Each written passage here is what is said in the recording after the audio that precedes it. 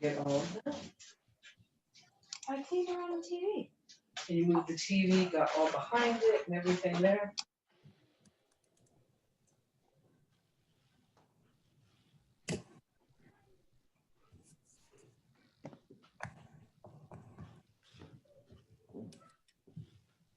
So we're just waiting for Jack and Ken to call in.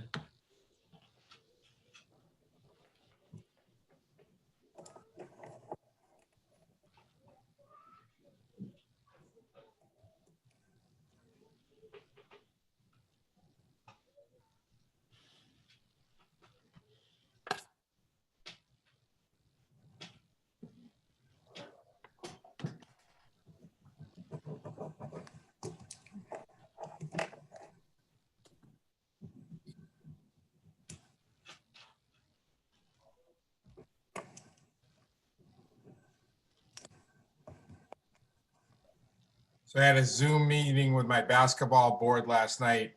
And when everybody's on Zoom, you realize how many people need glasses for Zoom. Most of the refs don't wear glasses in public, but they all were wearing them last night. So it really does ring true. Yeah.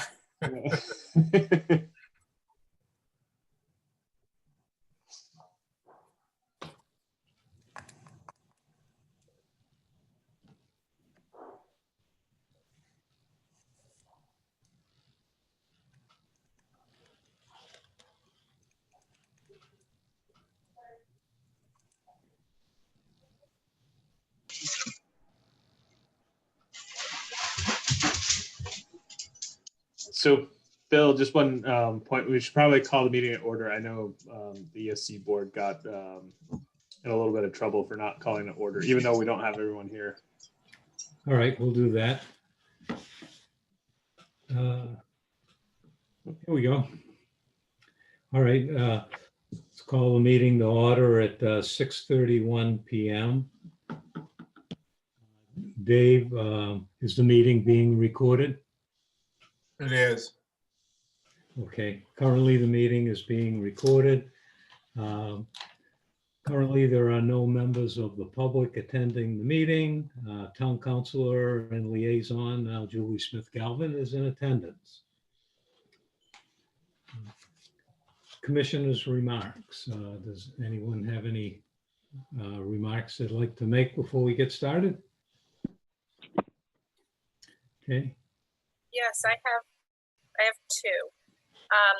One is that there's an upcoming call, and sorry, I'm trying to pull up the information while I'm doing this.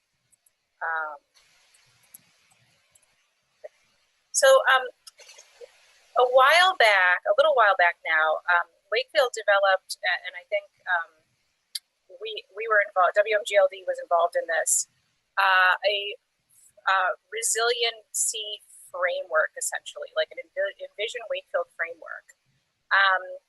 And there's been a number of transitions on boards and in staff and whatnot. So the team that's been working on this decided that it might be a good idea to have a townwide training on the framework to kind of remind people of what it is and how it could be used in decision making across all boards and departments in town.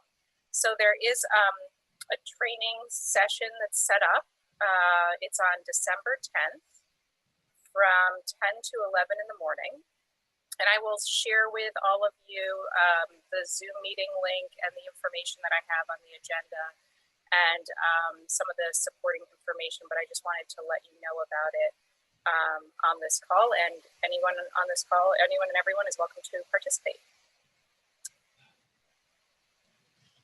The other item is I had heard that actually some communities, some municipalities in Massachusetts are working with, it looks like a company called Abode, to have some resources in town to help customers understand like heating system options and weatherization and whatnot.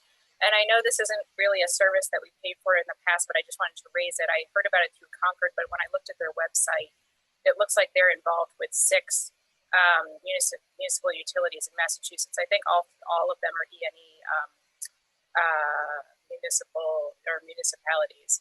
But along that vein, I met somebody at a playground, in the past week, who seemed really potentially an interesting resource to play that role on like a volunteer basis. And so I just want to raise it as something, whether we would like to explore having either a volunteer or paid individual helping us with getting the word out on kind of heating system and weatherization opportunities in town, and working with customers to think through that a bit more upfront before their heating systems fail. So I just wanted to point that out and leave it on the table for maybe future discussion to think about options there.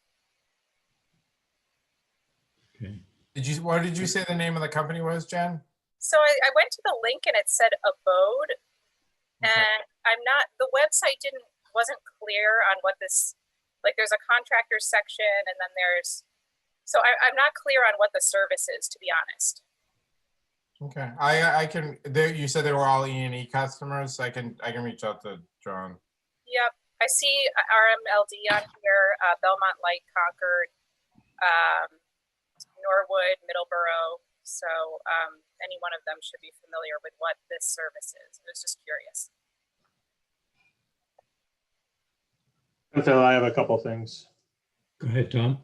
So just to kind of sort of tag on to what Jen had, I just wanted to follow up.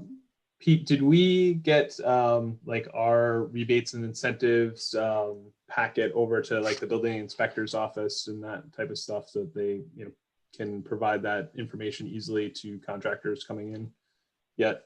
Not yet. Okay. Are you talking about for the residential stuff or the new commercial?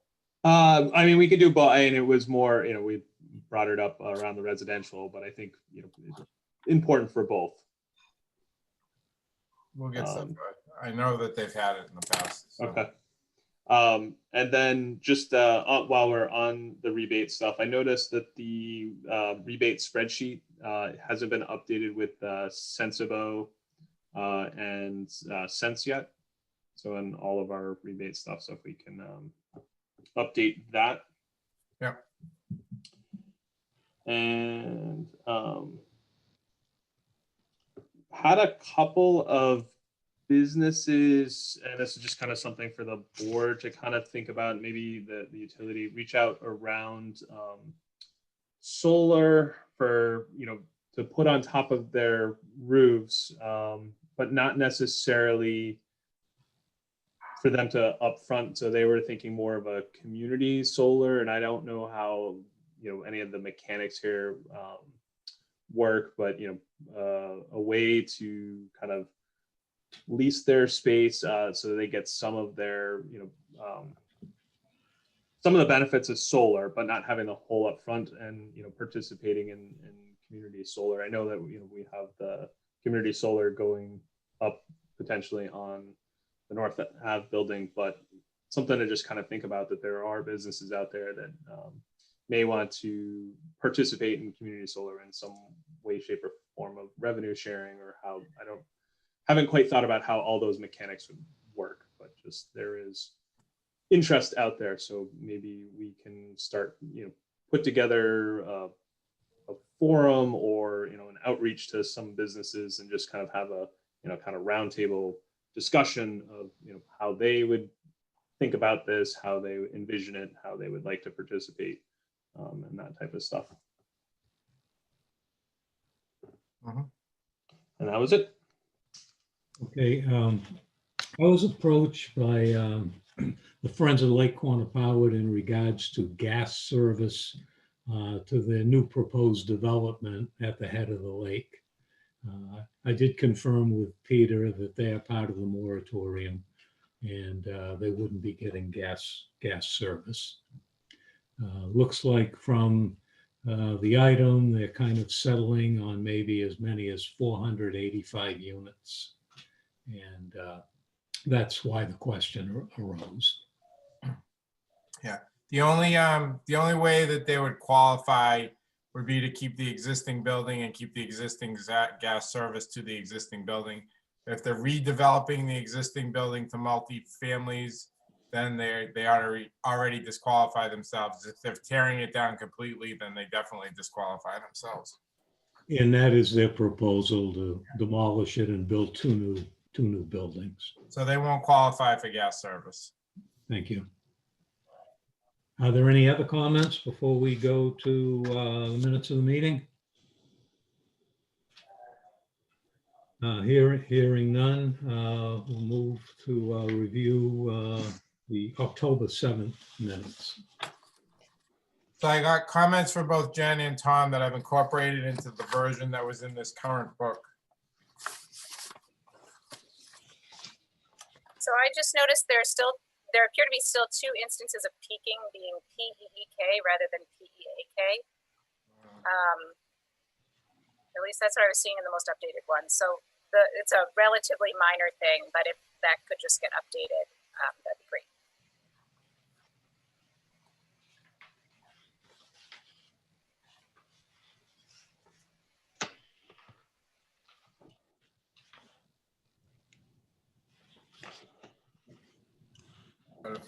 Are they in the power supply section?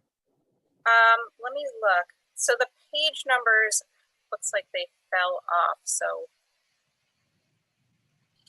I couldn't give you a page number anymore. They were numbered again in the new board book. Okay. So originally there were instances on page 10 and page 11. Okay. I'll find them. Okay. I just did a quick find for PEK and they came up.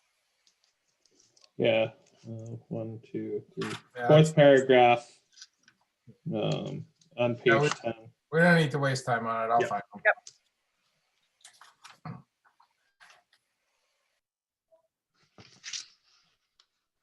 But other than that, I think they look great.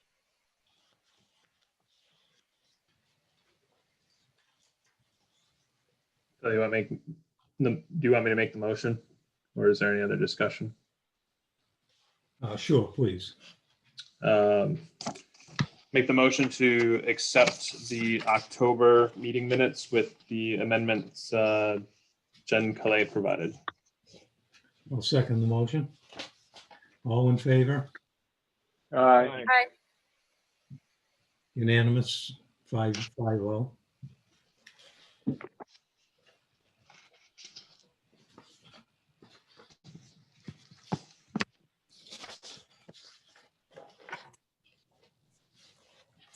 Moving on to our agenda item, mission, vision statements. I'm not sure, the best way to handle this. I mean, we could start with mine, Peter's, Tom's, and gather comments. Does anybody else have another approach? Well, the way I prepped for tonight was to put together some feedback on Pete's version. Say that again, please. Sorry, the way I prepped tonight was to put together feedback on Pete's version, assuming that's kind of the version we're commenting on right now. Okay, so let's do that. But I don't know if anyone else has a different view. I don't want to. No, Trying to get it to My- go on the screen. my opinion is that we should just use, just take the version that Pete sent and kind of use that as a working document kind of thing, and then we can go through the other proposals that came in just to see if there were additional aspects that we want to pull in. But I think we should just stick with one as a working document, just for simplification. Good suggestion. I'm trying to put mine up on the screen. I'm having a little trouble, but.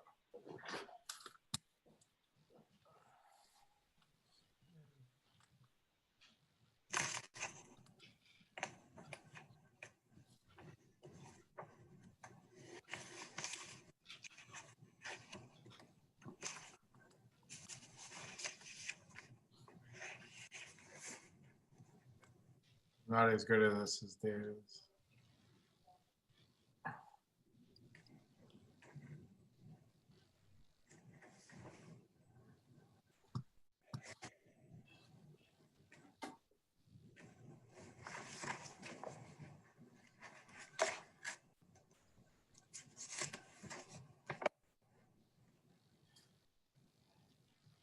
There we go. Can you see it? Yes. Yes. Where did you obtain the other utilities mission statements from APPA? Are they- No, Maureen spent a couple days just researching them online. Great job.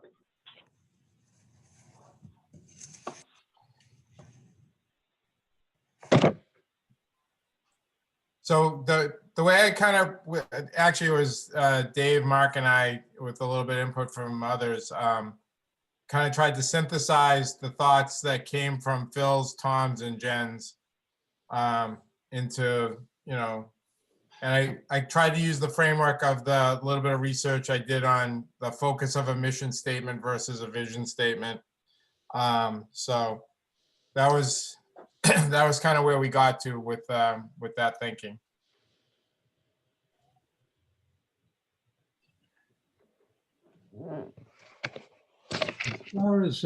As far as the mission statement, it's very close to what Tom and I had subscribed.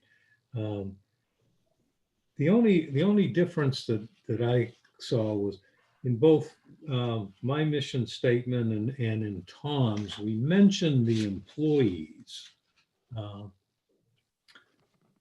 who are really kind of business that we're in, are very much the face of the company and the mission.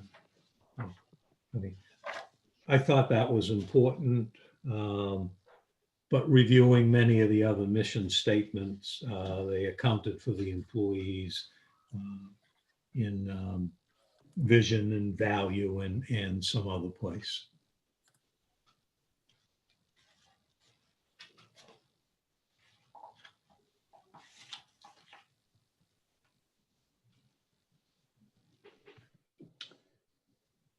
Yeah, just to kind of tack on to what Phil said, I do like mentioning the employees, and then the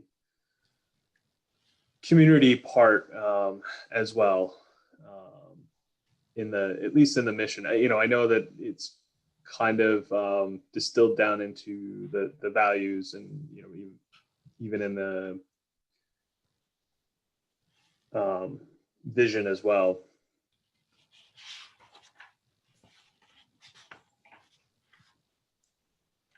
So I would agree. I mean, I think that my read of the mission statement is actually, I think, really close to where we need to be. I like the idea of adding the staff. Of course, they're absolutely critical to the business. So if there's, a way to work that in, that would be great. I think the key aspect I'm missing here, which maybe comes into play or could come into play after the comma toward the end, is the impact of all of this. So, we're doing all these things for what overall outcome? And I guess I'll just offer one thing that I found online. I think this was, I don't remember which website this was. Let me just make sure I can say it so that it aligns with what we're looking at.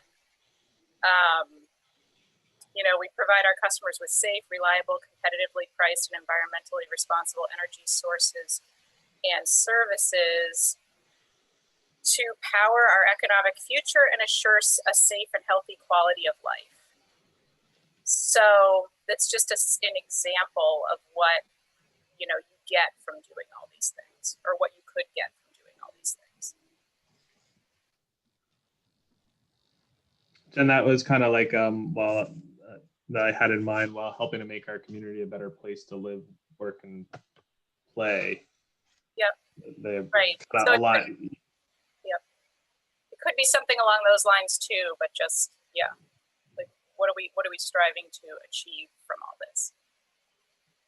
Do we want to kind of add these in now in real time onto the document? I would like to say I could do that, but I'm not sure I can. Do you want? Let me hold on here. Hang on. Well, I guess. Or how do we want to? We don't have. So we don't have this? Do we have all the staff members that participated in this discussion with us tonight? I don't think we do. No, but that's fine. We'll take it back to the team.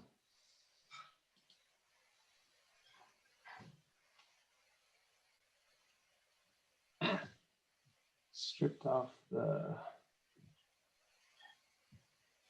So I think the discussion would be around putting, after responsible energy resources and services, adding a clause in there, something to the effect, for the sake of.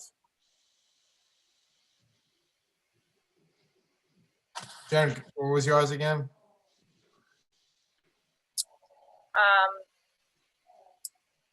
For the sake of powering our economic future and assuring safe and healthy quality of life. But that's just like something I found. I think we can use something, we can customize that, but it's just an example of, I think it's important to get, when I think about what's important to Wakefield, I think about economic development, and I think about safety and health, and, so just, Just from experience, I've always found that it's better to lead with safety than anything else. So maybe if we flip the clauses to ensure a safe and, read the clauses again. To ensure a safe and health and healthy quality of life and power our economic future, or, contribute to, support economic development or something like that. I'm not sure that belongs in the mission statement. It is out in the future, and it is our vision. And I don't know, I think it's more appropriate. So, what do we do? We're a distribution company, and we resource. So, Pete does address an environmentally responsible energy resources and services. So, we say we are doing that. And does that level of detail, isn't that in our vision? In other words, meeting future goals of greenhouse gases is a vision.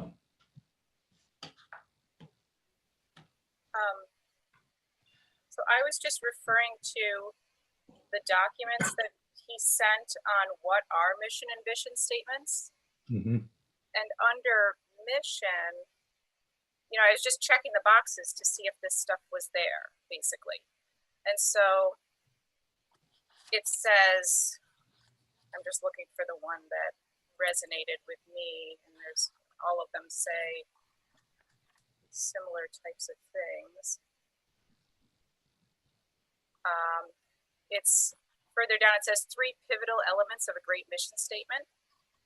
It says our cause, who, what, where, our actions, what we do, and there's a lot on actions here, and then our impact. So what do those actions actually change for the better? So that's, I was just keying in on those 3 things, like the result of all of those things.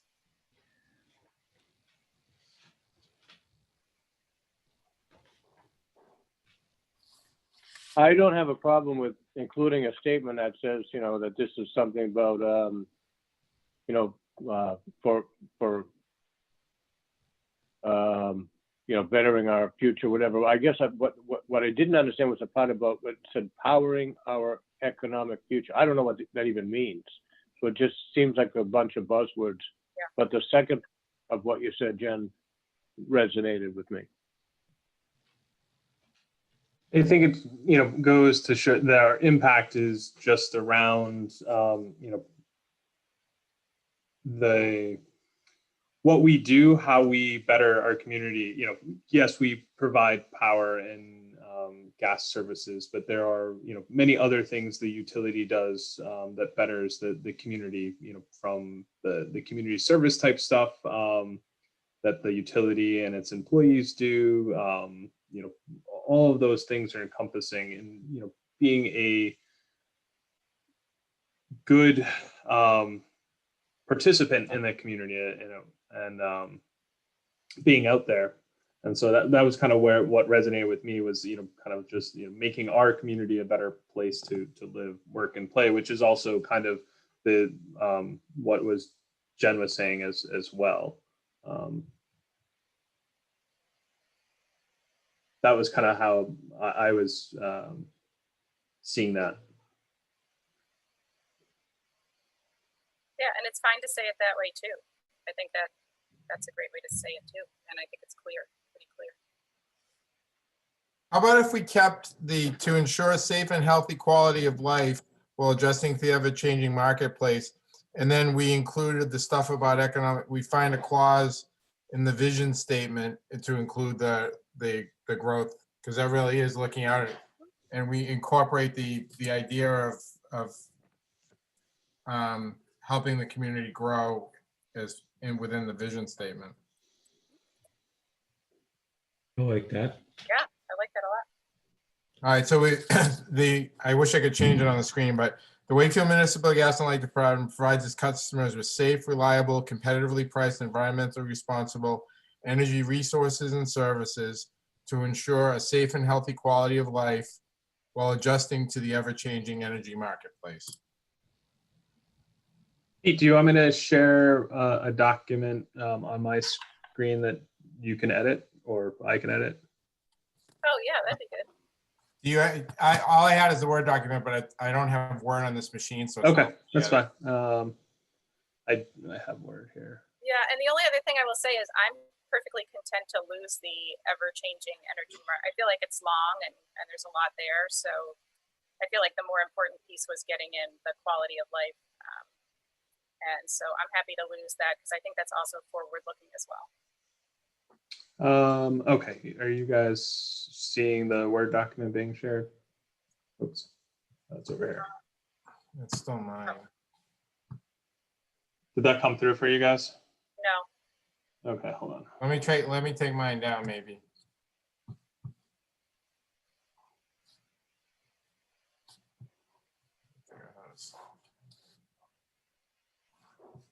Nope, you, Pete, maybe you just have to stop doing screen share. That might be. Yeah, that's what I'm trying to get to that.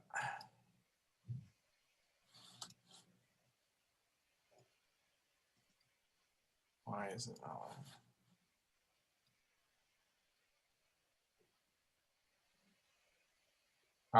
Oh, here we go. We're gonna stop share. Okay. All right.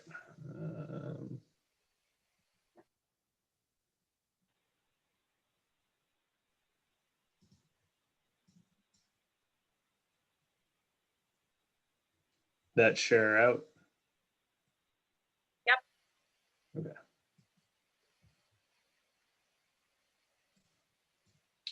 All right. And You're gonna do this in red line?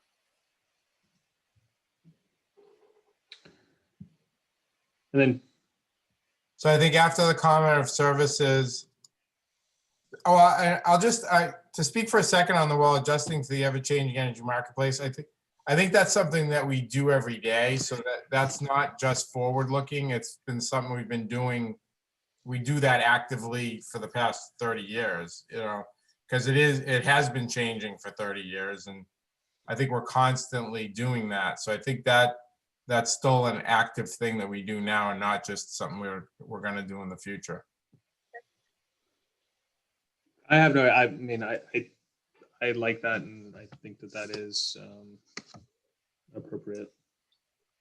So we're just going to add the clause after the comma, Tom, to ensure safe and healthy quality of life.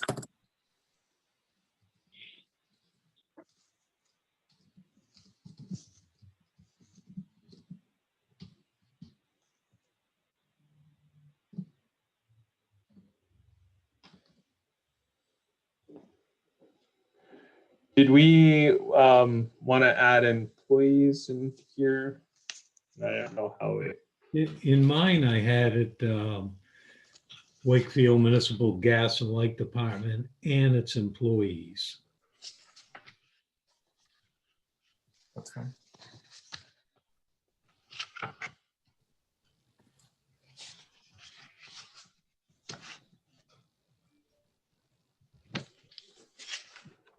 Okay.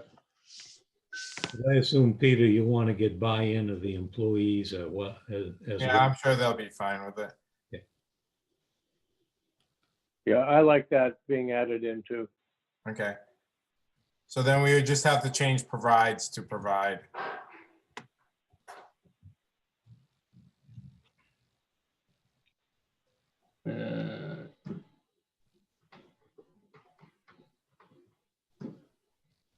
So, all right.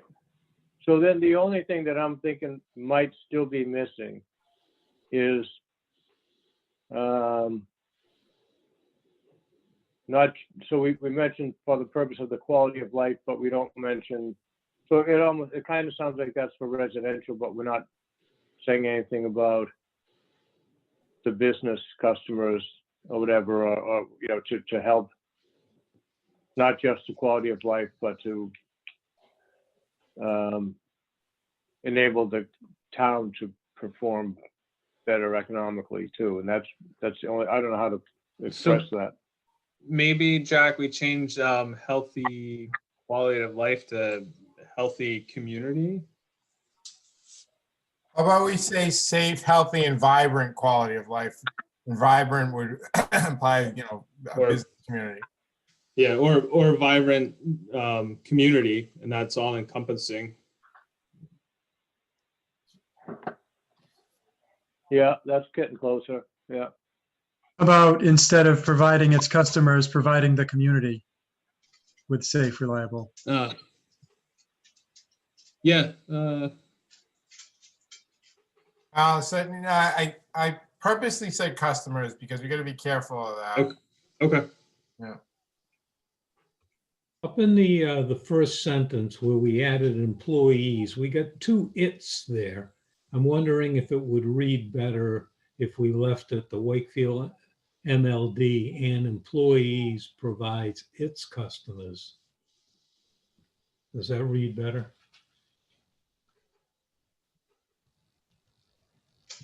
No, And their employees, no. the, But we could just say provide customers, right? We could take out the second its. No, I'd rather have the two its. Okay.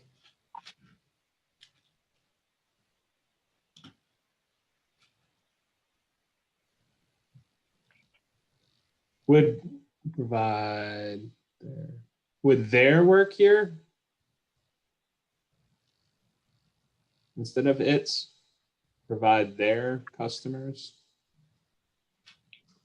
Our customer. Or yeah, our. Yeah, that was Ken's suggestion. Yeah, I like that.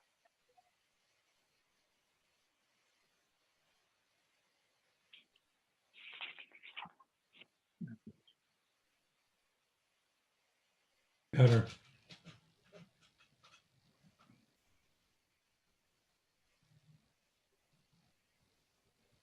I mean,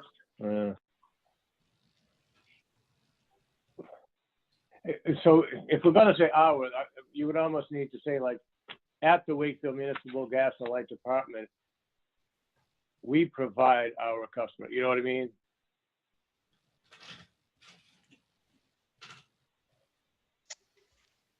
Or the company and our employees provide.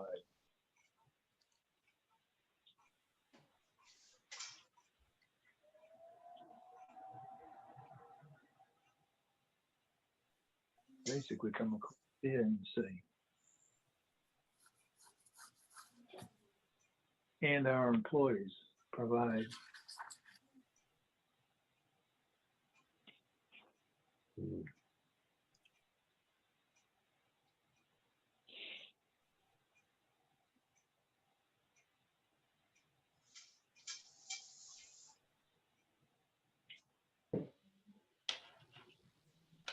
So we're hearing, I think Ken and Jack talk, but we're not processing where you want to make the change. So if you do, yell it out.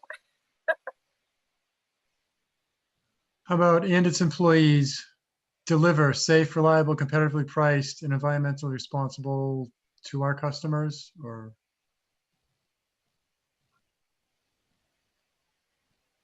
I don't like deliver No, because we do more than just deliver. yeah, it's true. That was my comment on Phil's, where he had talked about, you know, we distribute electricity, and I said, well, we source it and distribute it, so it's provide is more like Yeah. covering.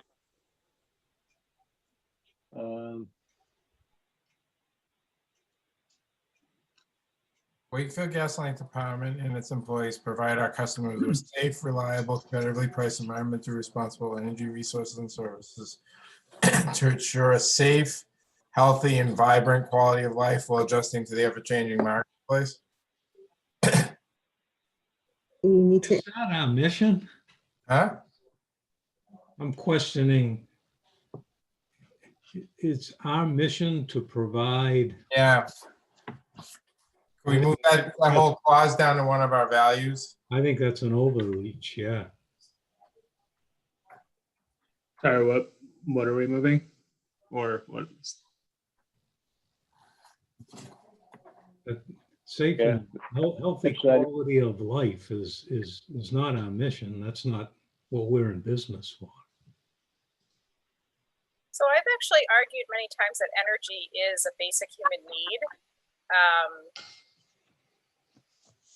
So I certainly understand that, you know, our immediate mission is to provide, you know, energy, but I just want to be careful about losing the bigger picture of what happens when people don't have energy, you know, in the winter.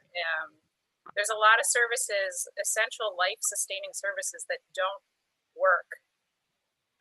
Water, transportation, communication, you know, people freeze, they perish. So if there's a bigger impact to these services that I think sometimes we give it, you know, we pay attention to, that's all. Yeah, but I mean, we're not a social service agency. I mean, of course, we don't turn people off in the middle of the winter. So it's really not our mission.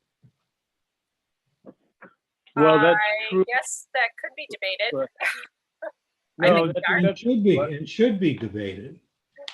Well, so we're debating it, and that's fine, but yeah, our mission isn't to improve the quality of life, but it's to provide energy that may improve the quality of life. There's the one, Ken just pulled one out here from Danville Utilities, and it says it's on page 44, it says, will be the leader providing exceptional utility services that enhance the quality of life, as opposed to saying to enhance the quality of life. I like that. So you know what I mean? So it will be, well, Like I wish we're- oh, go ahead. I'm sorry, go ahead. So I was just saying, so we're contributing, but not solely responsible. I think that we're What we're debating is whether we're contributing or solely responsible for it.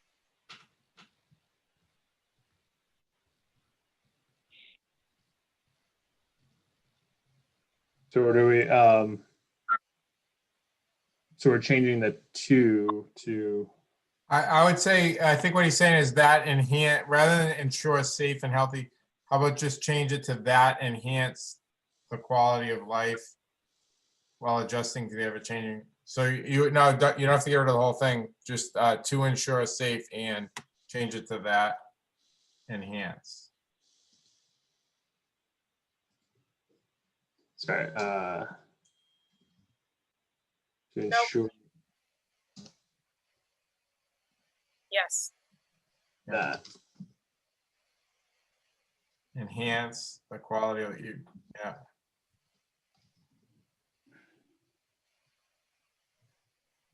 I would take out safe and replace it with that and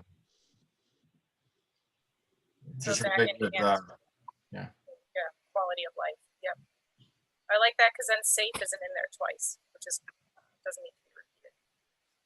All right, so now the right. next thing is, Oh, there's one more. We got to finish editing, Tom. It's that enhance the quality of life. Yep. I was just reading that. Quality of life. You got to get healthy out of there.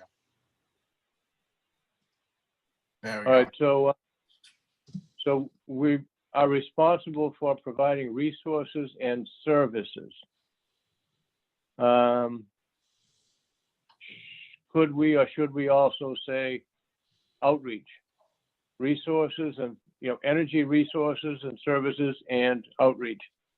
I mean, it's missing the education part, the customer facing outreach and education effort. And I don't know, I mean, that thing with that part of services, I guess you could say, but it's not exactly part of services. I kind of put services in there as a global statement because I think there'd probably be some debate over what those services would be. Some of it could be education, some of it's rebate programs, some of it's appliance repair at a certain level, some of it's, consultation on projects. Yeah.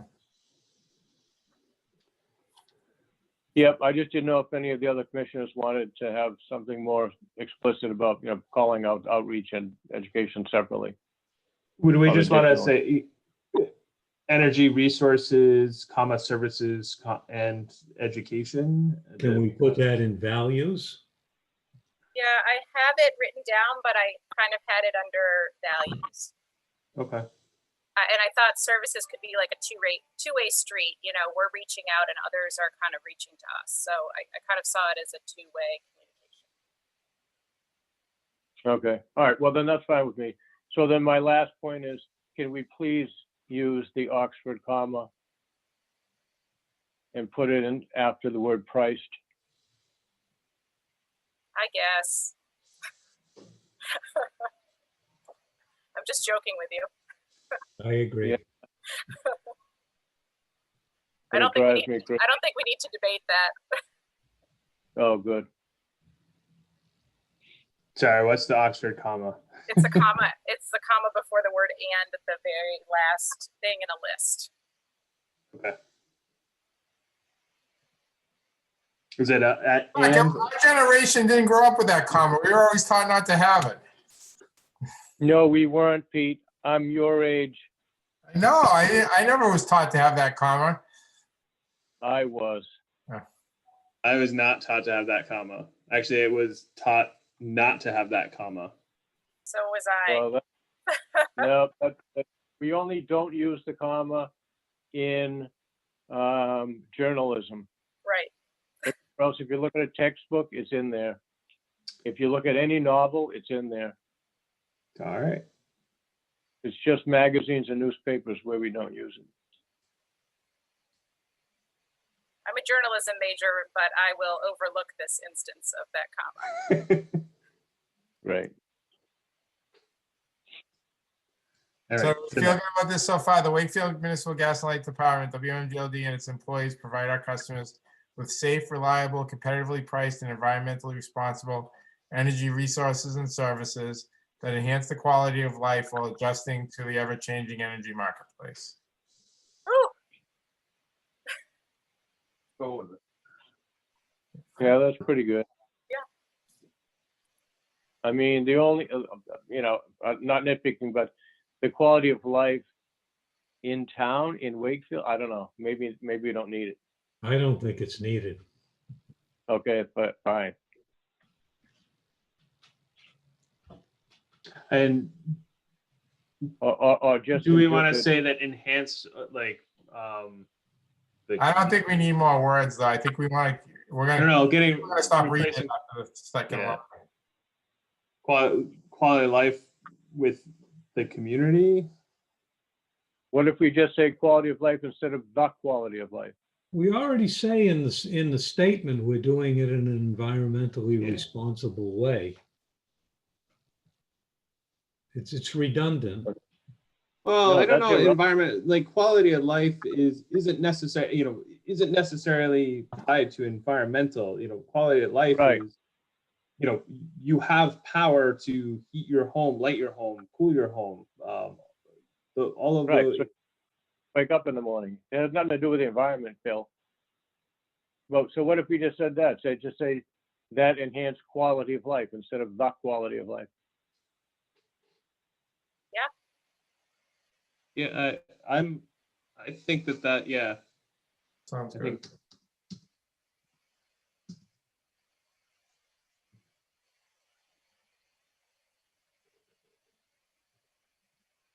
All right, so we change that to that enhanced quality of life, comma, while adjusting to the ever-changing energy marketplace. please push the save button before we lose anything. Yeah, I'm in read only. Oh.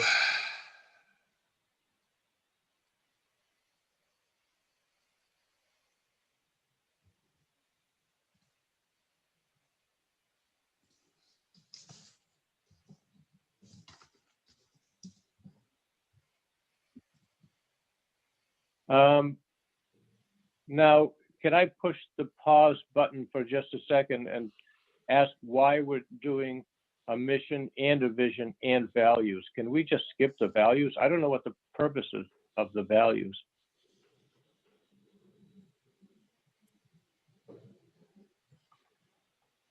Can we, I want to talk about it now, but I also want to wait because my core comment about the values is that they're pretty redundant and I actually would reframe them. So, but it's linked to vision as well.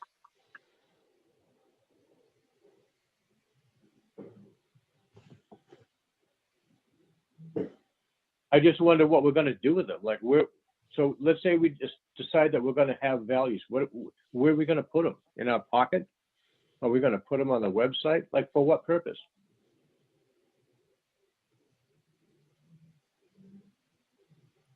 Is it going to be on the letterhead? It won't fit on the letterhead.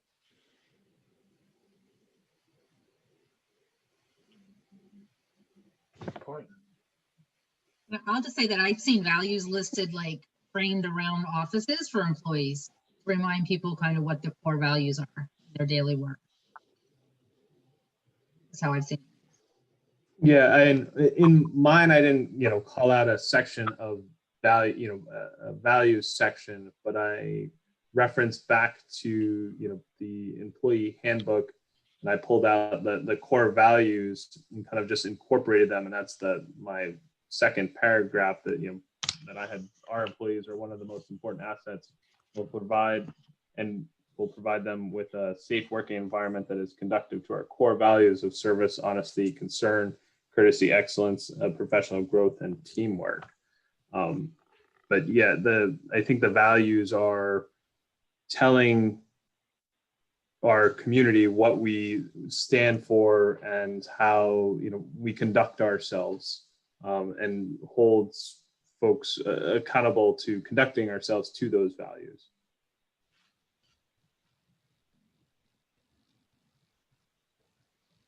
I don't understand how far you go with this here.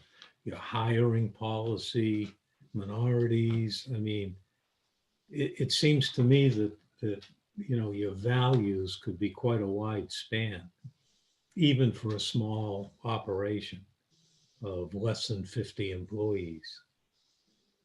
That's why I tried to keep them kind of simple into the key portions of,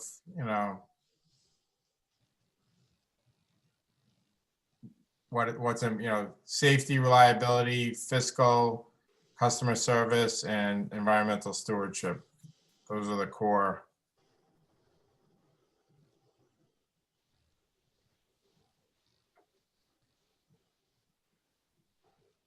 I mean, I do think that to the point you just made, Phil, I mean, I think all of this should be reflected in things like hiring and, throughout the organization. I think that that's the purpose of writing this in the first place.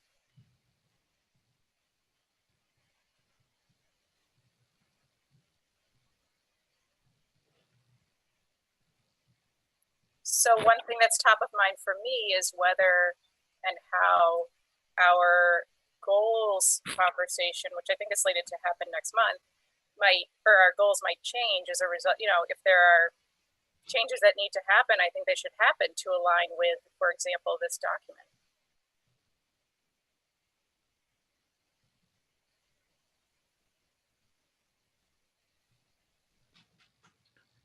Well, I mean, currently we do all the things that are listed on the document now, right? Well, we haven't finished the conversation yet, so hang on. I think at the end we need to determine whether they're well aligned, and one of the outcomes certainly could be yes, it is well aligned and well shaped. So you're suggesting we should go through the goals program before we do the values? No, I think we should do this, and then we should talk about whether I think we're in the right order, which is to do this and then talk about whether the goals are well aligned or need to be adjusted in any way. Got it. Yeah.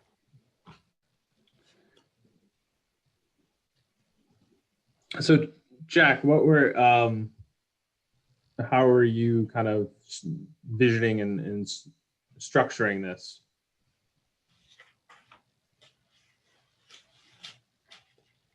No, I'm just trying to understand, like what we're going to use the values for, and so that we can determine, whether or not we need them. I mean, like, and I hear what Julie's saying, because, so well, I heard two things. So, when I said, what are we going to, what do we use values for? And Julie said, well, companies stick them on the wall in their break room, so employees are reminded, and that's true. I see that quite a bit. And it's kind of like annoying, but I see it all around at work. And then I also heard Tom say that we could use values so that we can tell people that this is what we do. But I don't know how we're going to, are we going to put it on the bill? Like, you know what I mean? So I'm just trying to figure out like what we're going to even use this for. But I think it makes sense to have this discussion on values before we decide what our vision is.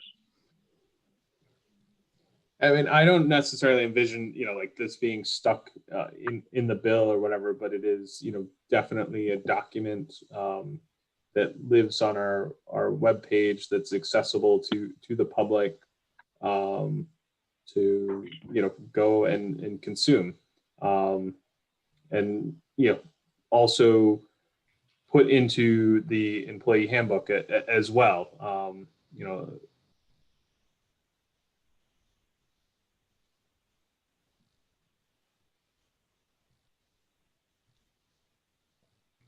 Jack, did you envision that some of the concepts that are outlined in the values would get incorporated into the vision statement?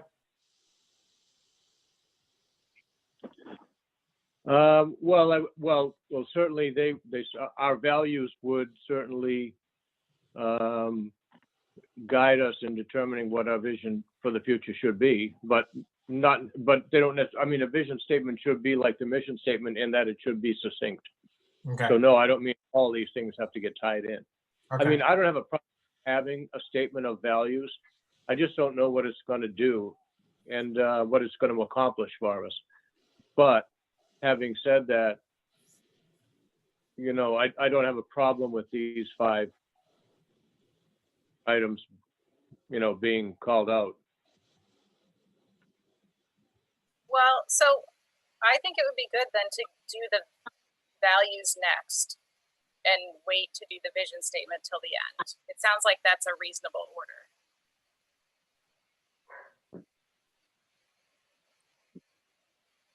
So I guess I'll just jump in. While I don't mind these values, I don't necessarily see it as offering different or more information than what we've already set forth in our mission statement. And so what if I were to say, and I'll just throw ideas out there, I have 4 things that I think could be values of ours that might extend our mission or lead us into our vision. One being community oriented, another being fair, a third being collaborative, and a fourth being resilient. And I wonder whether fair could encompass things like cost and access, so it could bring in equity, which we really don't talk too much about yet in this document, and whether resilience could capture things like safety, environment. Hold on, there was one more thing. And also kind of speaking a bit to the changing world that we're operating in as well. So I'll just throw out those ideas. You know, one thing that seemed really important, regardless of what you think of those 4 in particular, I feel like equity is important and more important now than maybe it even ever was before. And so I would not want to lose that somewhere in here. Jen, do you have those, want to copy and paste those in chat, and I can just throw them here so we can kind of look at them and Sure. munch on them? Yep.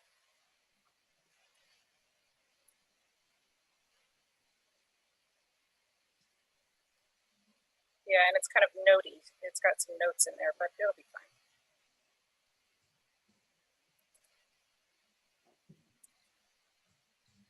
Let's see how this shows.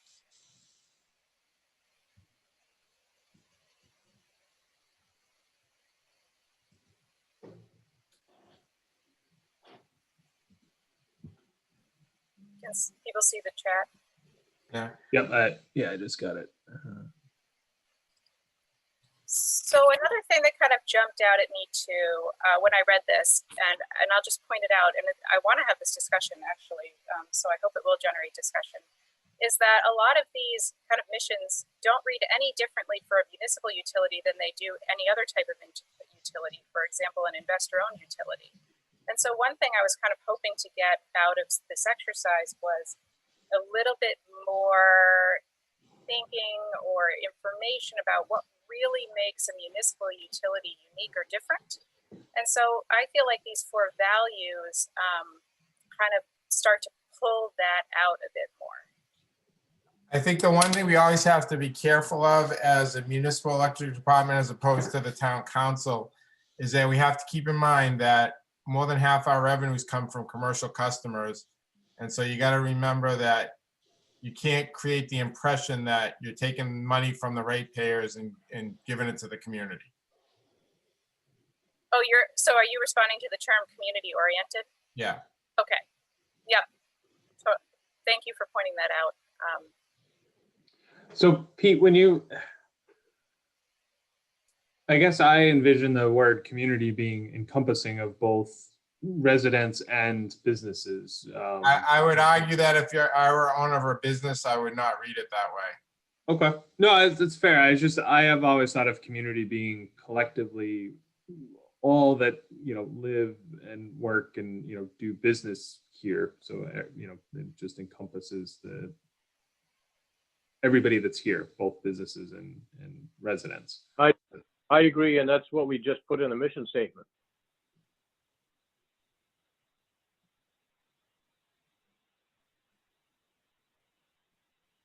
Oh, we didn't add, so Jack, we didn't add in community. Oh, okay, I No, can't we see have the screen. that enhanced quality of life. Oh, okay, sorry. Anyways, but I do think that community means everybody. That's what it means to me. Pete, your experience, what I'm hearing is that in your experience, the businesses don't feel that they're represented by community. I think there's always the fear that their money is being taken and put somewhere else to better the, it's going to the softball field and it's the ratepayer money that should be going to the system and it's somehow getting reappropriated, and that we just always have to remember that and balance that fear. Okay, that's fair. That's educational to me.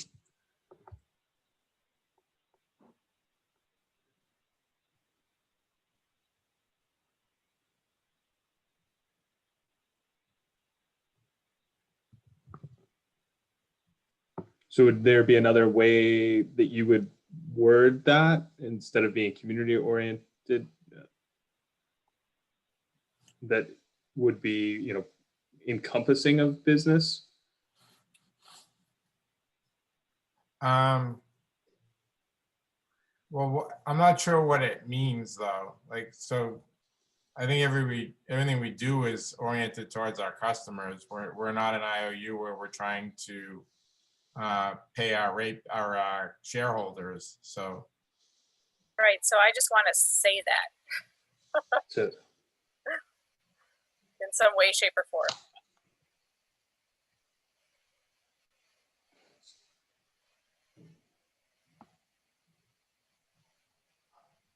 Well, so what if I had written, I had kind of touched on this in mind that, our customers are our owners and we're committed to the fiscal and environmental stewardship of all resources entrusted to us.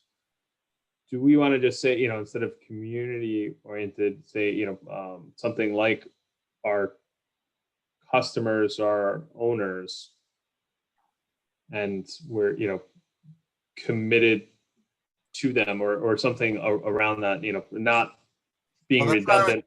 I was, when I included the fiscally effective management of our sources to control costs for our, because I was kind of taking your statement right there in that one, Tom. Yep.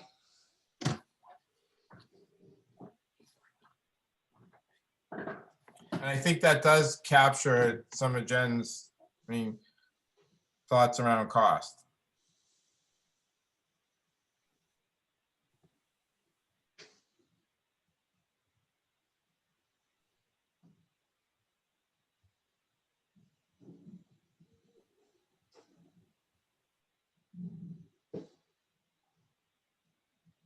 This is better if I put this in single page.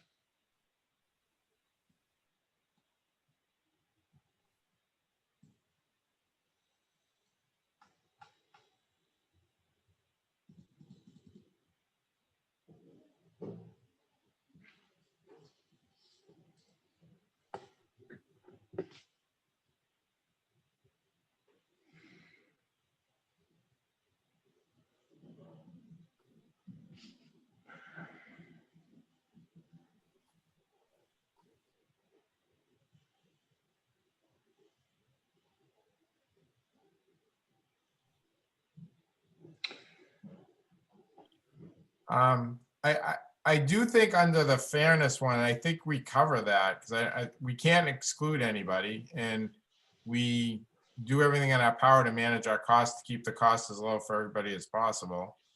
I do like the concept of getting something in there around collaborative.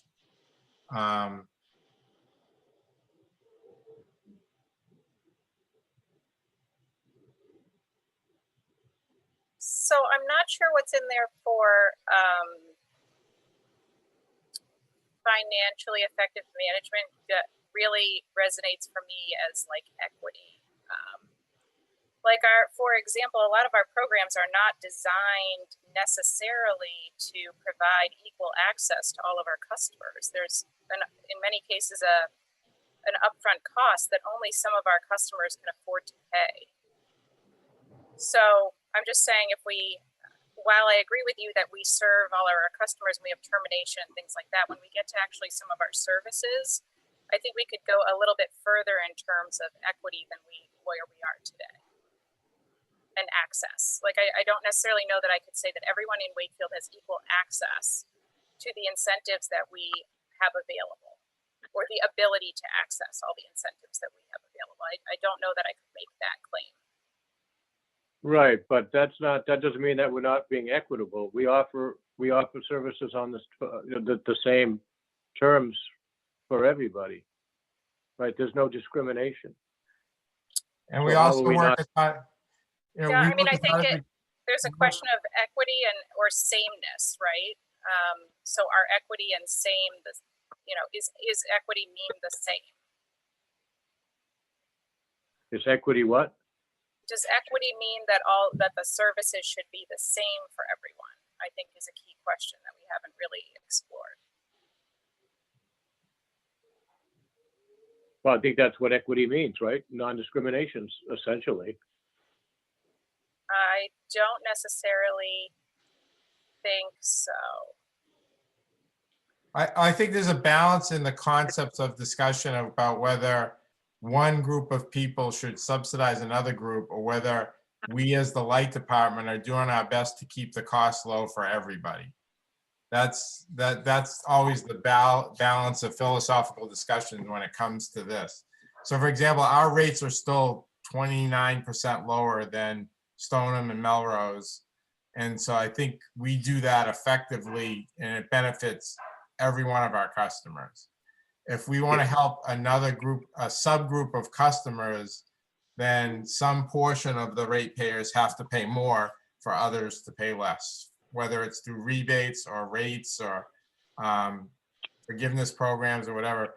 We just have to remember that if the rates are going to go up for somebody, if they go down for somebody else.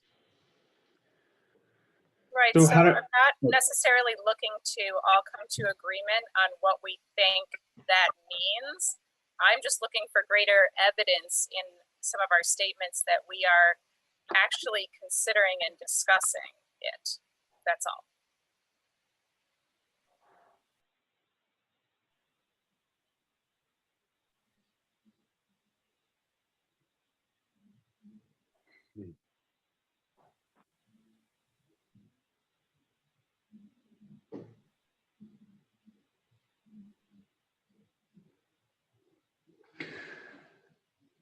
So would, if we say, fiscally effective management of our resources to control costs equitably and fairly for our customers, would that kind of encompass that thought and equality across the board?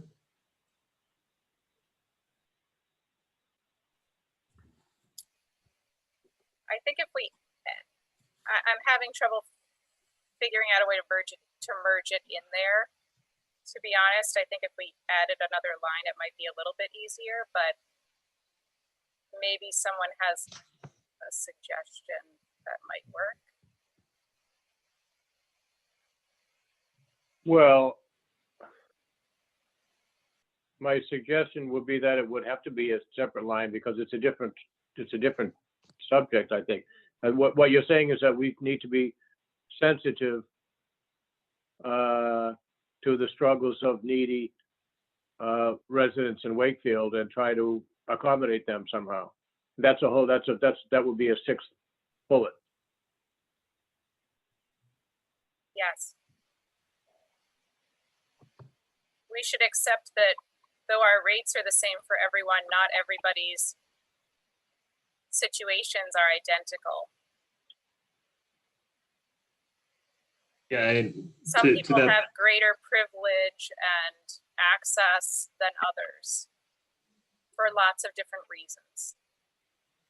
I mean, it can be distilled down to, an example of that is somebody who, owns their home versus rents their home in town. Their access is different for multitude of reasons.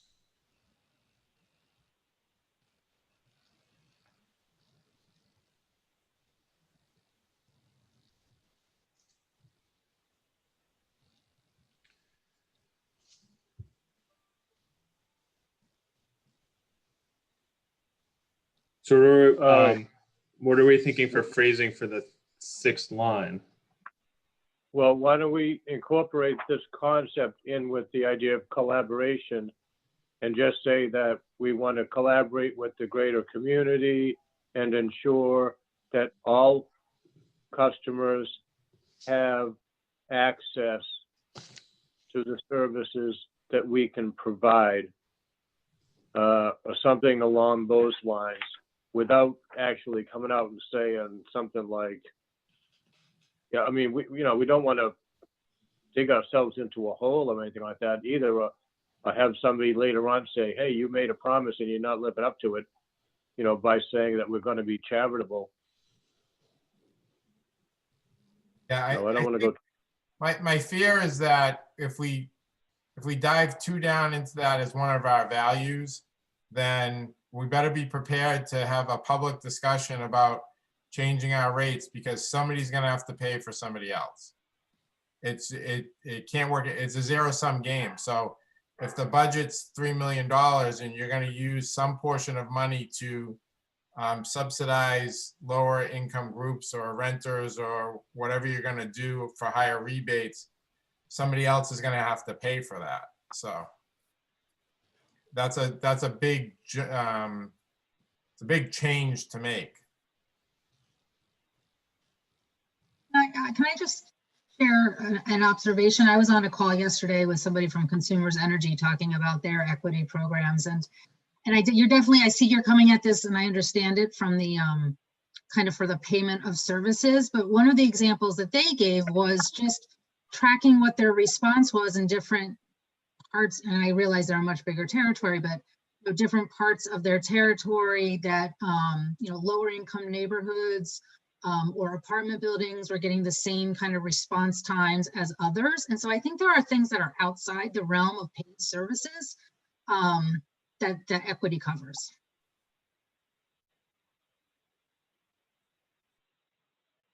I think it also speaks a little bit to what you were raising, Jack, on education, in that we want to make sure we're collecting input from a broad and diverse group of our constituents, so that when we come up with solutions and services and programs, that it meets, as best as possible. And certainly it's never going to be perfect, probably, but that it considers those various situations, viewpoints, that kind of thing. So I think that that also brings in some of the part that you were talking about. And I also think, to Pete's point and looping back, that the things that we do, being fiscally responsible, that our customers are our owners, that we do it for them by keeping the rates low, and that rate it is equitably spread across everyone in that aspect.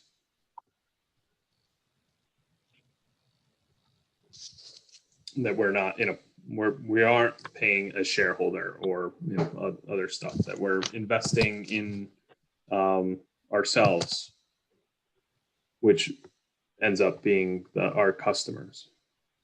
Could we do a good job with one strong collaborative statement that maybe starts to incorporate that? I'm not sure we're ready to include equity as a term in its discussion of our values without having a long discussion about what equity means. For example, if you wanted to try to include that in goals next year, I'm not sure what that would look like or mean. But if we had a strong statement around collaborative, and I like in some of the words that Tom used around collaborate with you keep talking about our customers as our owners, and I think this is a good opportunity to weave that concept in, because I think that's a good concept to bring in. And then it covers both commercial and residential base, as well as, I think if we had a good collaborative statement, I think as one of our values, we could cover some of this.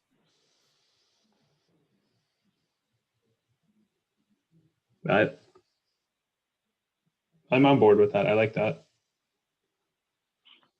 I've also got a little heartburn up above on the reliability, delivery of services we provide at levels that exceed expectations. I wouldn't want to hang that on anybody. You know, Peter, you have some damage and, near a pole that was dug up. Are you really going to exceed that customer's expectation? Are you going to pave this whole driveway? I think it's too strong of a word.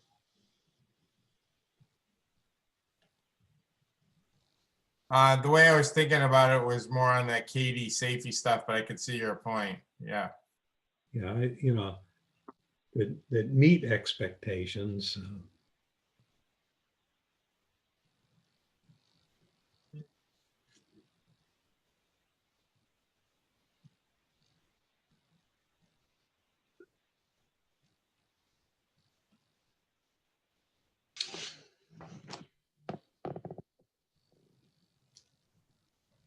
So we'll leave it up to you, Pete, to fill in the collaborative piece. I'm trying to I mean, I think formulate. I think it's a good starting point,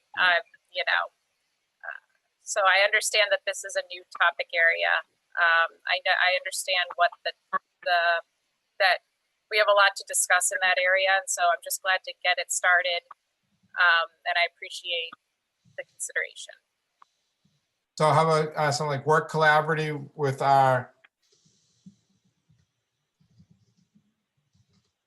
I was trying to get in the customers as our owners, but with all, Yeah. trying to think work collaboratively with all constituencies, because I do like the idea that we have to work with the town and work with other munis and the regulators.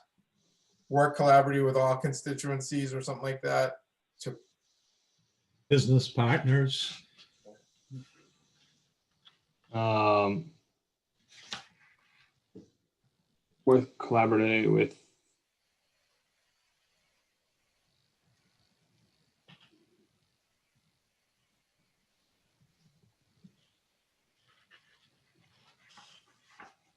All constituencies feels a little formal Yeah.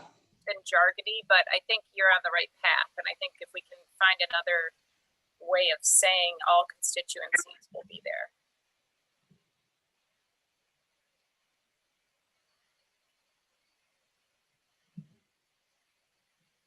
Something like with all whom we interact with.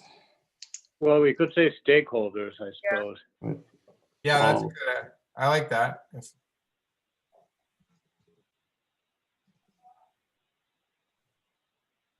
And then we could say something like to help ensure that everyone has an opportunity to thrive. I don't know. Brainstorming.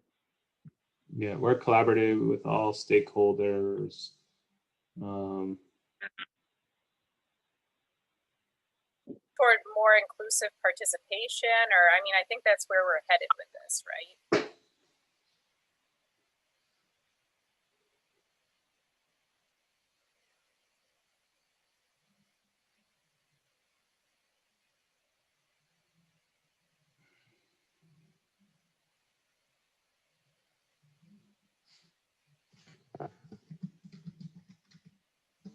To ensure all have equitable access or equitable input. Or we could say all voices to ensure many voices are heard, or I don't know.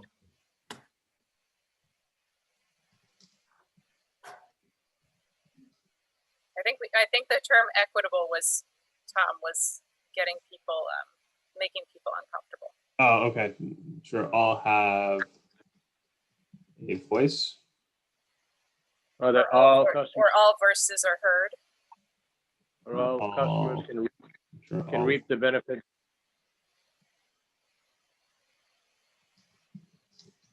Well, we haven't yet said whether once we hear the voices, we're going to actually, what we're going to do with that information. I think that's where people feel uncomfortable. So, So maybe we start by listening Yeah. and seeing what happens. so Jack and Ken, we have written out, at least at this point, work collaboratively with all stakeholders to ensure all voices are heard. And I would just change it to and ensure all voices are heard.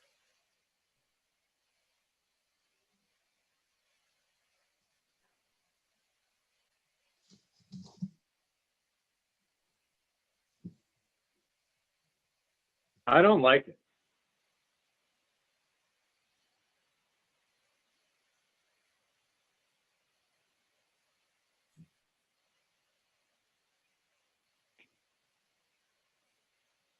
Okay. I mean, I'd rather it be from the other angle, so that everyone can benefit from the services that we provide, as opposed to so that we can go out and, I mean, I mean, the part about, I mean, how can we ensure that all voices are heard?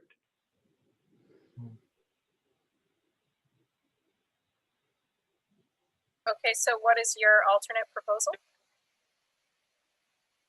That it would be in the other angle, so that it's not that everyone Shares the gets benefit. us, but that everybody gets the benefit, so that we're providing the same service to everyone, or something like that. And everyone gets to benefit. To ensure everyone can benefit. But to ensure the best possible outcomes. Work with all stakeholders collaboratively to ensure the best possible outcomes. No, that's just too vague. That It doesn't say anything about equity, about all people though. Well, it says work collaboratively with all stakeholders to ensure the best possible outcomes. No.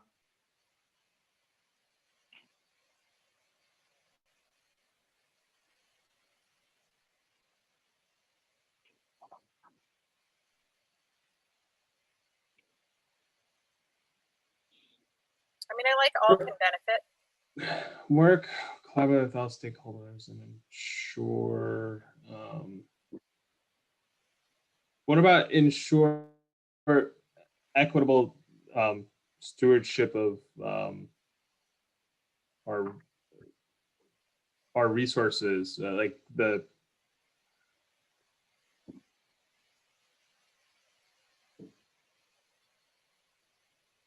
kind of pulling in our stewardship and that concept of fairness and across, and our responsibility to that. Just think it's broader than that. Okay.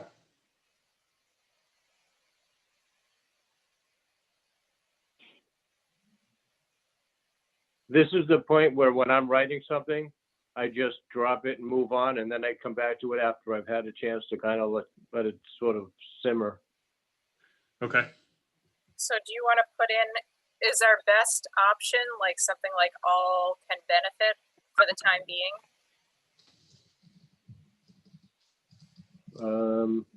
Well, see, when I think of collaboration, I think that everybody's not always going to be happy with the outcome, but you're ensuring that everybody had a voice and you're trying to get the best possible outcome.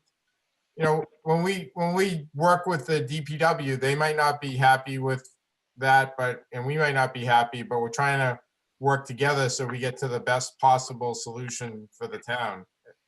And it might mean that we had to pay more, or they had to pay more, or we had to do something different, but it may not be that all can benefit, but we're trying to get to the best possible place. Right. But I don't like the word ensure, and I'm wondering if we should use something like, no,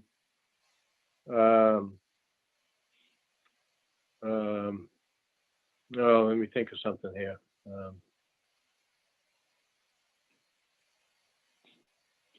I don't know, so that everyone has the same opportunity to, well, then I come back to where I was before, about the benefit. Yeah, I don't know. Sylvia suggested, and you can speak up, Sylvia, you don't have to sit there. She said, and I like it, to ensure fairness. work collaboratively with all stakeholders to ensure fairness. Yeah, I like that. Well, I guess since what I don't like ensure, because we can't ensure really, there's no guarantees, but what if we said to maximize or optimize Mhm. the chance for everyone to reap the benefits of the services that we can provide? Strive for, What was that, Julie? strive for. Strive for good. fairness.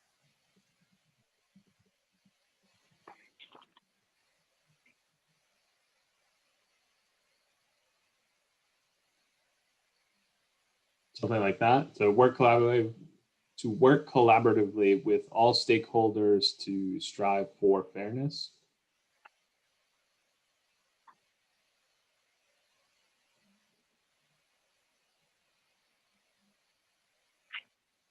What if you said work collaboratively and strive for fairness with all stakeholders?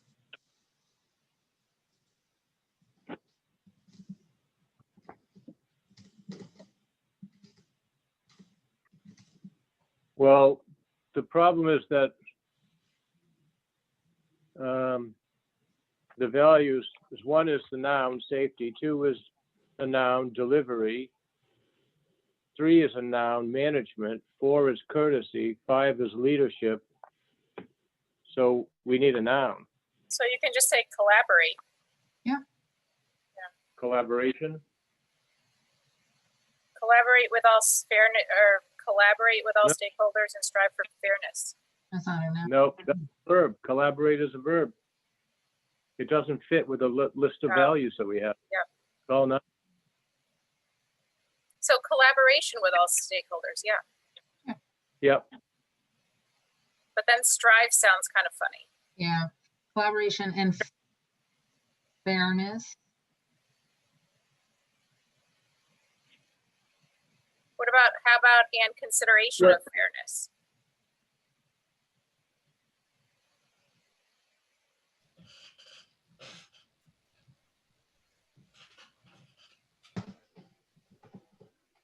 All right, so collaboration, What was that? With all- Sorry.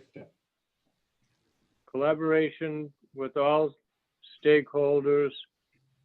And then we're going back to what Jennifer was saying, so that to ensure or to maximize fairness and equity.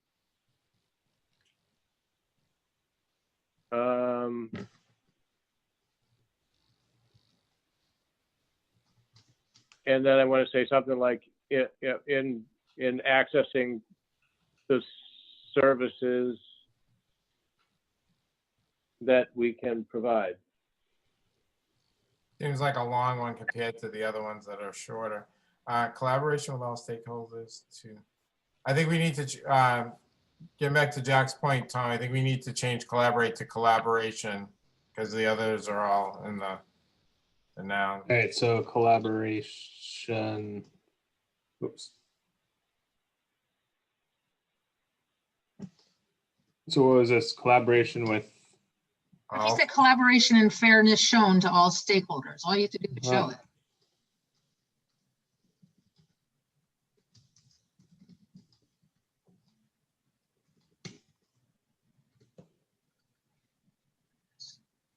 I missed the word. Shown to all stakeholders.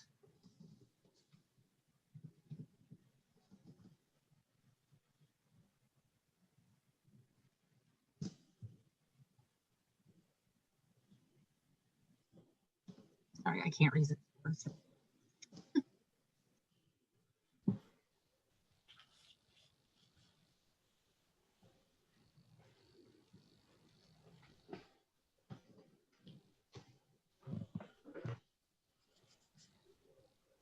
I think it might be just meet Oh, expectation. that meet expectation. Yeah.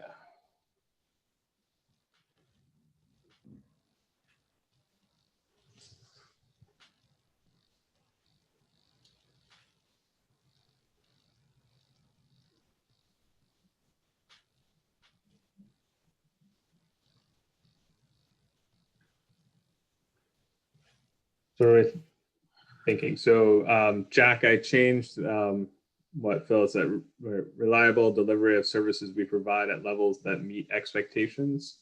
And then going back to the sixth bullet is collaboration and fairness shown to all stakeholders.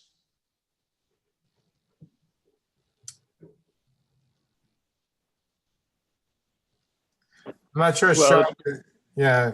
Yeah. I think we need, Um, I don't think it can be a verb. Yeah, I think collaboration fairness. How about in all interactions with stakeholders? Sorry, what was that? Got garbled for me. Collaboration and fairness in all interactions with stakeholders? Or in interactions with all stakeholders?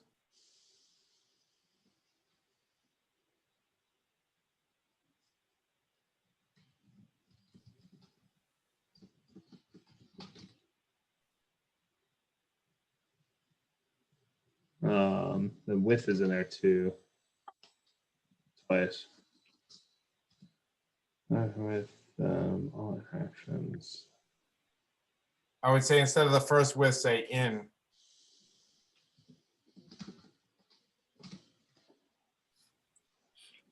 And take out we have two all, so maybe in interactions with all stakeholders.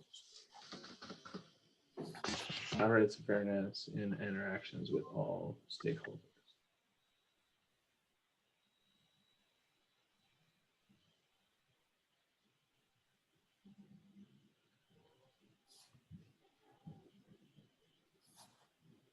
I would actually say through interactions with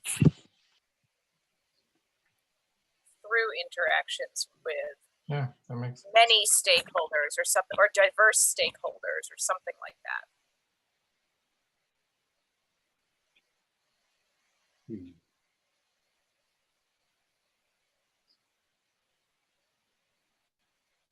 With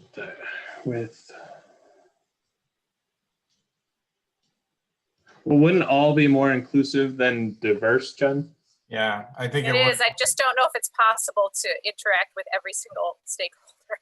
That's all. I mean, you want to have representation, right? Enough to be representative. Whether we can do all is a different story. Gotcha.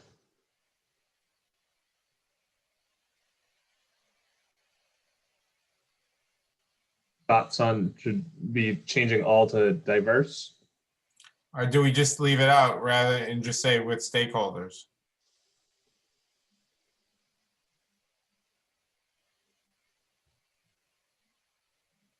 Better.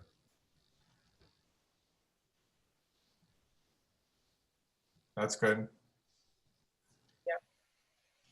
And I like that too because the fairness is the outcome as well in this way.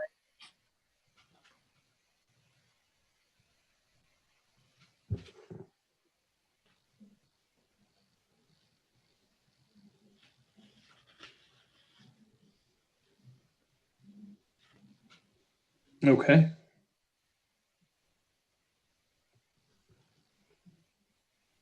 I think we haven't, the only thing is the resilient part. You know, do we need to expand on that? I know we have the reliable delivery. Yeah, one thing to consider is reliability is one thing and resilience kind of takes that a step further. And in our changing world, we're moving more toward being resilient. It also aligns with some of the town framing documents that now speak about resilience and the need for resilience. So it's a little bit broader than reliability. And I don't know whether at some point we want to kind of evolve ourselves in that direction a little bit more. Is it just as simple as adding in reliable and resilience here? does that encompass what we're looking? Resilience usually include, well, in my thinking, resilience includes reliability, but I'd be curious what other people think. I think that the concept of resilience is a concept that's understood by very, very, very small number of people right now. I agree, and it's built into the system, and capital investment has made the system very resilient. Is it an issue? I don't know that it's an issue. I mean, yeah, we are doing that, and I think that that's what this, you know, I feel that we should be, you know, I'll call it tooting our horn in the way that, you know, we are making these, you know, capital investments to make our system resilient. So why not call it out that we're doing it? It's part of our values. It's, you know, it's intrinsic to what we're already doing every day.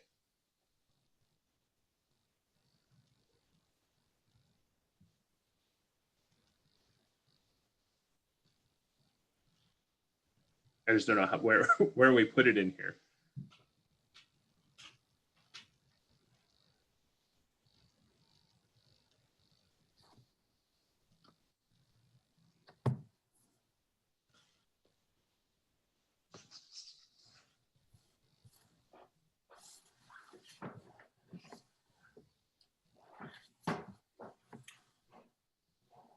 Tom, could you slide down a little bit to the concepts that were associated with it? There you go. Yep.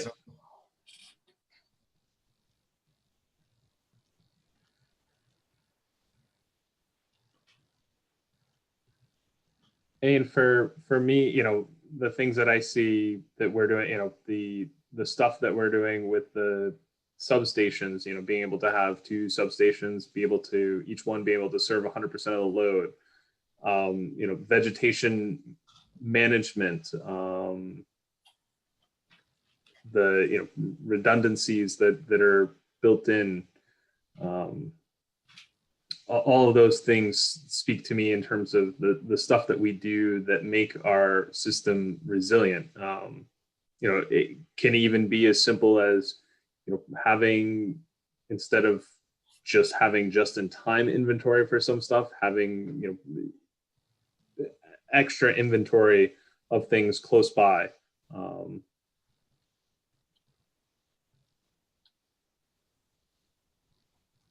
You know, hardening of, you know, cyber systems and those types of, all those things to me encompass or are under resilience.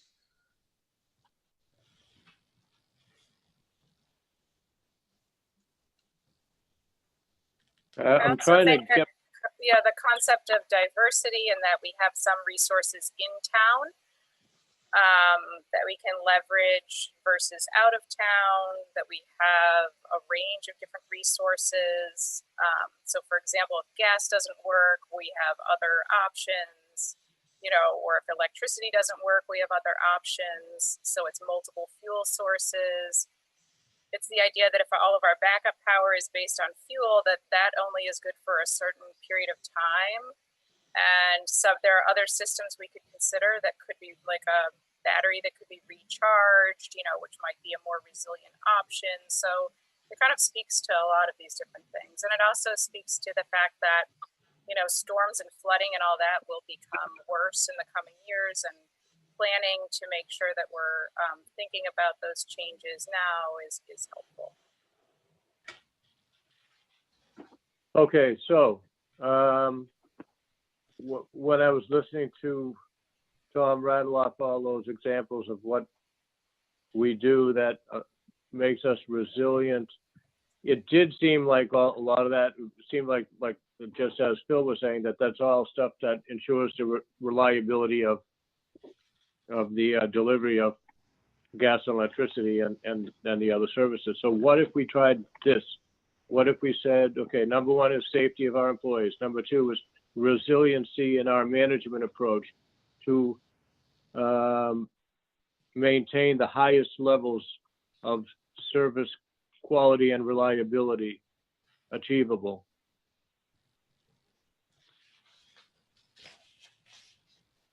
Jack, you want to say that again? I can't type that fast. Resiliency in our management approach Yeah, to achieve the highest levels. wow. Of Resiliency reliability, or whatever. in our management approach. To achieve the highest levels of quality, reliability. There was In something the else. delivery. Yeah, I forget too. But that's okay. Highest levels of quality. Reliability and X possible, or something like that. Oh, services. Yeah, I had it as highest level of quality and reliability and achievable is what I said. So, so it was reach instead of achieve. Yeah. And then achieve at the end, I think.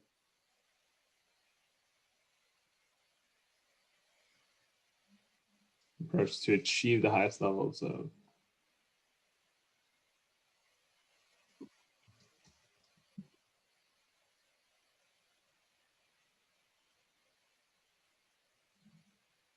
Was that it, or I feel like there was more that I missed here.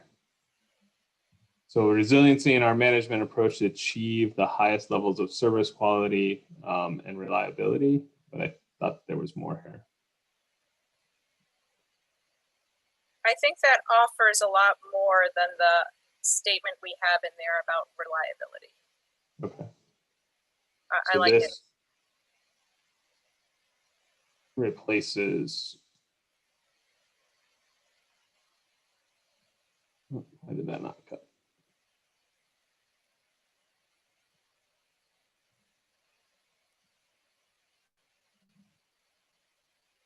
So what does resiliency in our management approach mean?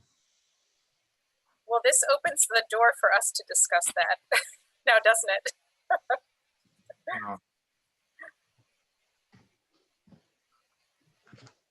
I don't think we've discussed it. I don't think we've discussed resilience.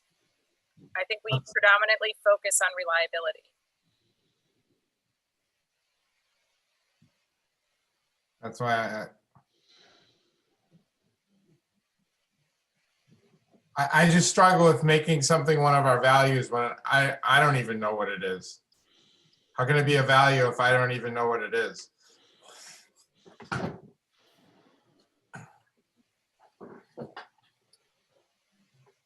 Well, I guess let me ask you this, because I think of reliability as being electricity only. And I think of resiliency as being cross fuels. So let's start with that. What do you see as the universe of reliability versus resilience? Well, we can't lose our gas customers either. We need to make sure, like, for example, we brought in portable LNG to ensure that we were not going to lose gas customers in the winter. And now we have a peaking option. So we have to make sure that we don't lose either supply. Right. So I guess I think of resilience as being more inclusive of that than I think of reliability being inclusive of that. Okay, but resiliency in our management approach is different than that. Well, maybe we take, I mean, the other thing is management approach is maybe vague, but we could say resiliency to achieve the highest levels of service quality and reliability. Yeah. So if it's the management approach that's. Well, yeah, because I get what you're talking about with resilience, but I don't know how it applies to our management approach. Well, I think all of these things apply to management approach in one way or the other, so we may not need to say that. So resiliency to achieve the highest levels of service quality and reliability.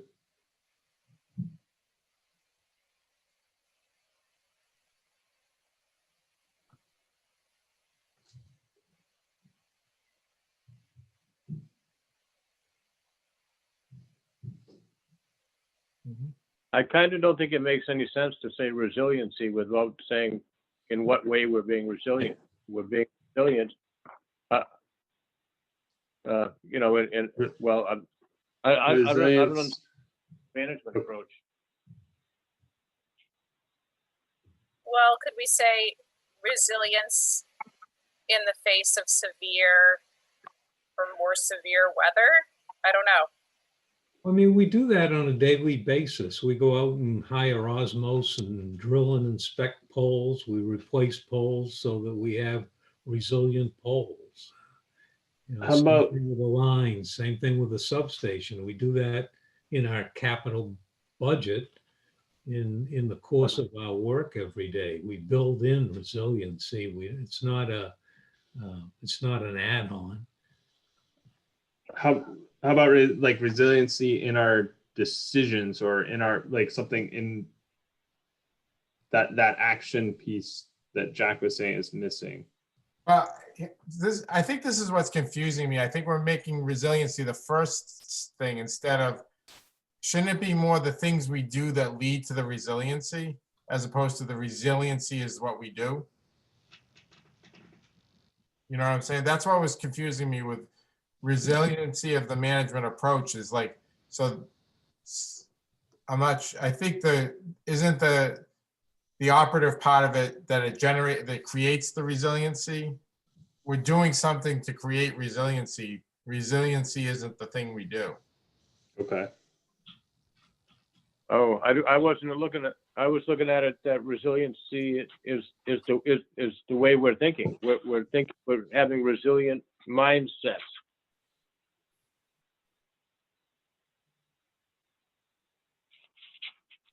But I think the way Jen was defining resiliency is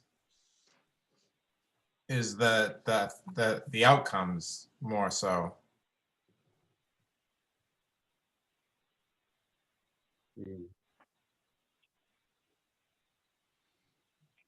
That's why it was confusing me at the beginning with the resilient management approach.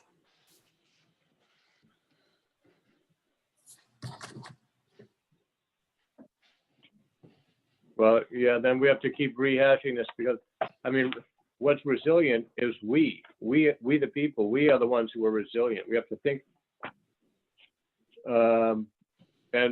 and react and prepare for the future.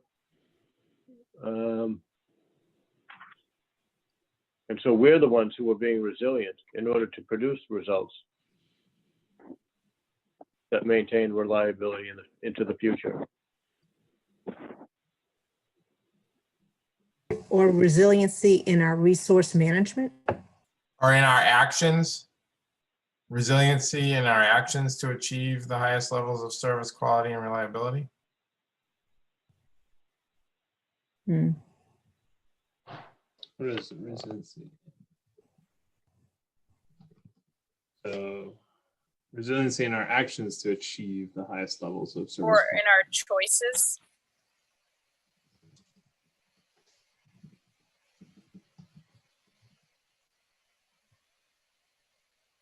Well, choices makes more sense than actions to me, but then that gets us right back to the management approach.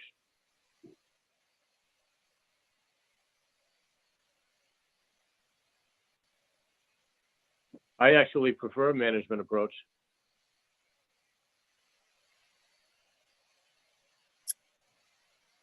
Yeah, I definitely struggle. It's a bit vague. I'm struggling with what that means. Yeah, I mean, it's kind of hard to make it a goal if we don't know, like, how would you like rate that? Like, how do you know that you have resiliency in your management actions? So you're saying, Pete, that the resiliency should be an output, or the resiliency should be a goal, and we should have input to achieve an output. So what leads us, what drives resiliency, right?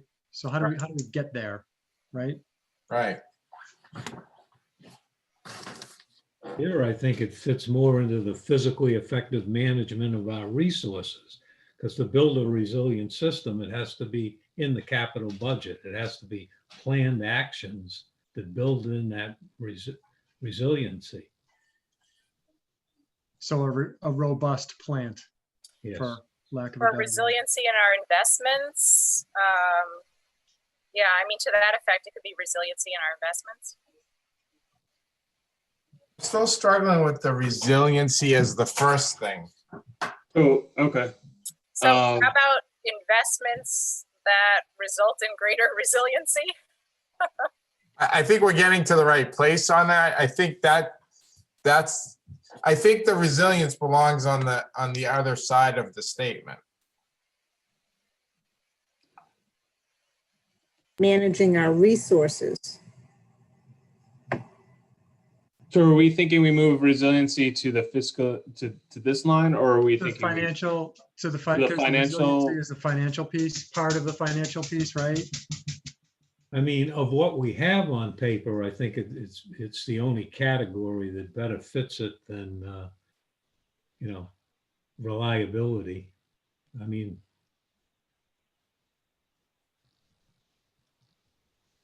And then, Or how, oh, go ahead. yeah, I mean,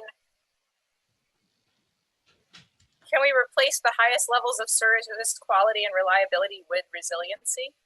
Are they one and the same?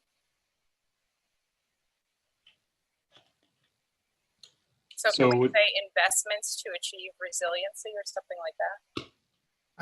But I don't think it covers. I don't know. I'm not sure if resiliency covers all those things. Does it cover service? Yep. I mean, I think it does. Again, we haven't really had this conversation. Yeah, I mean, it's No. tough to, there's no clear definition of what resilient or resiliency means. So that's not Exactly. true. The Department of Energy does have a definition of resilience. Right, but we don't, so it's not Correct. clear for all. Right, because when I'm thinking of resiliency, I'm thinking of us, we're the ones who are resilient. But it sounds like some of you are thinking that it's the system that we build that's resilient. I think it's all. I think it's both. I think So the, we need to define it before we put it into writing, so I think we need to table this until we define what resilient means. Yeah, and that was my concern of including this concept, because I mean, although Jen, you're very close to that part of the world, I would say if you asked most of the residents of Wakefield what that meant, you would get a very small number that understand that. Because I'm even struggling with it. I think we as a group are struggling with it. Yep. Right, and DOE's definition is actually more focused on where Jack is coming from, because it says, something to the effect of resilience is the ability to adapt, recover, restore, in the face of severe, more extreme events, that kind of a thing. So it can be people, it could be, for example, one aspect of resilience is very much training people on how to be more self-sufficient, right? Or how to prepare themselves better, right, for certain events. So that's definitely an aspect of resilience. It's not necessarily what we might do, but it is a part of it. It's what the town might be doing.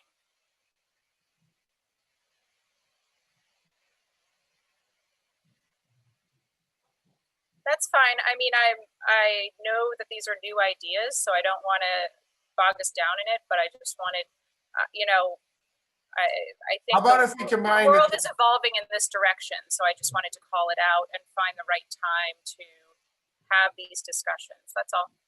How about fiscally effective management of our resources to control costs and ensure the highest levels of service quality and resilience of our system? You bring both concepts together, and it kind of covers what Phil was saying around, it ties to the budget too.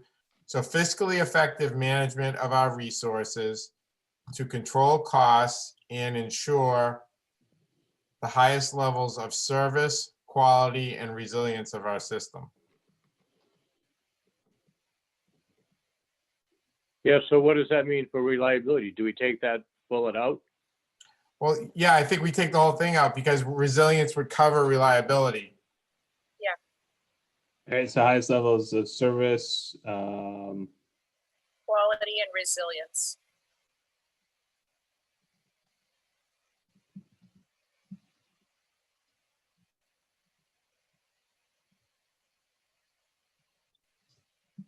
oops, no.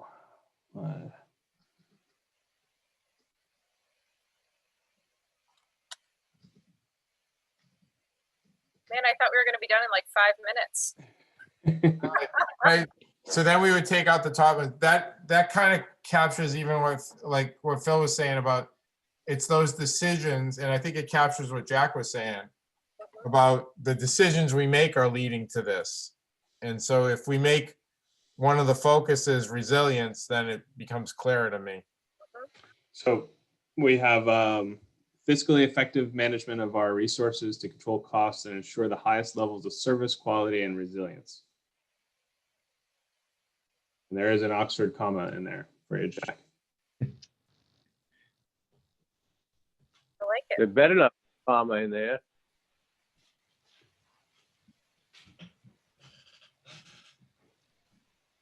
Does that sound good? Yes.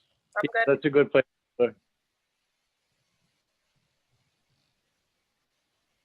So I think we've captured the concepts that Jen was weaving in. We got collaboration, fairness, resilience. They're all kind of brought in there.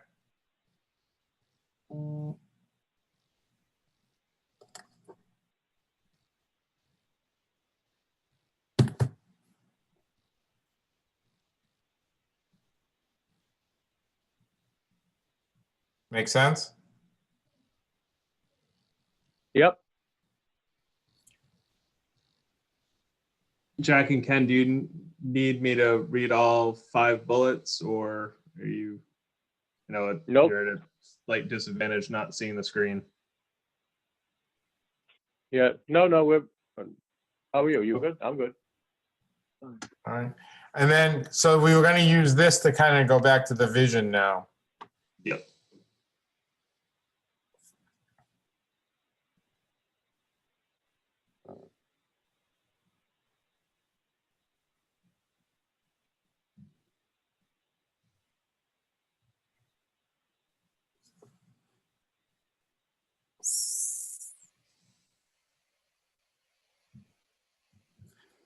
Hmm. All right, should we just jump right in? Yeah. So this statement here, WMGLD is committed to being a trusted partner for our customers, that's fine, and the greater community, that's great. And here's what I don't get. In promoting the future of the energy resources entrusted to us. I don't know what that means.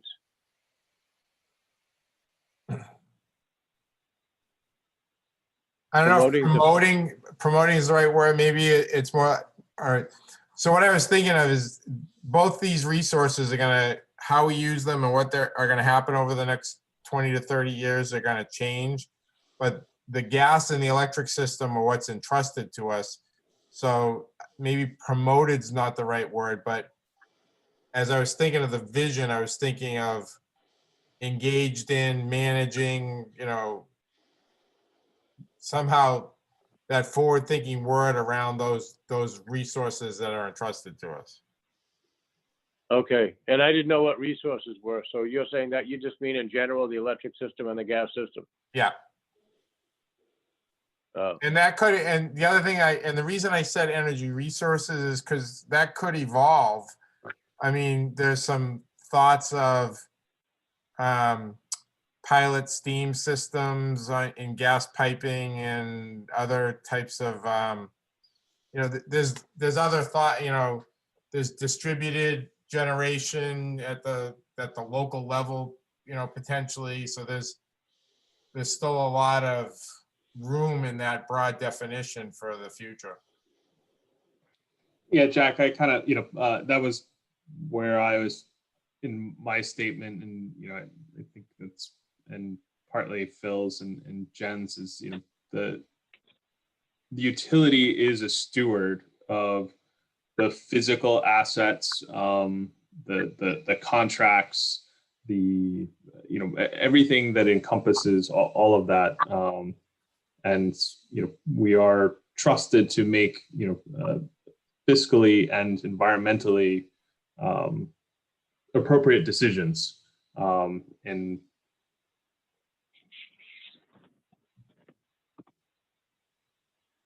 So I am too struggling with the entrusted to us, because I think, I don't know, are our customers aware of how much they've entrusted to us? are they entrusting? I don't know. And it's also repeats the word trusted from above. So there's a lot of trust in here.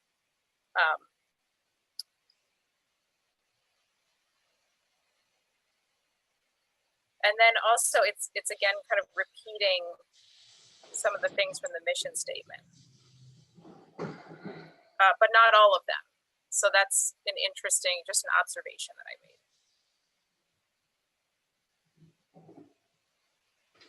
So I love the first half. I think all of us really like or a lot of people have said that we like the first half, but we're struggling with the latter half.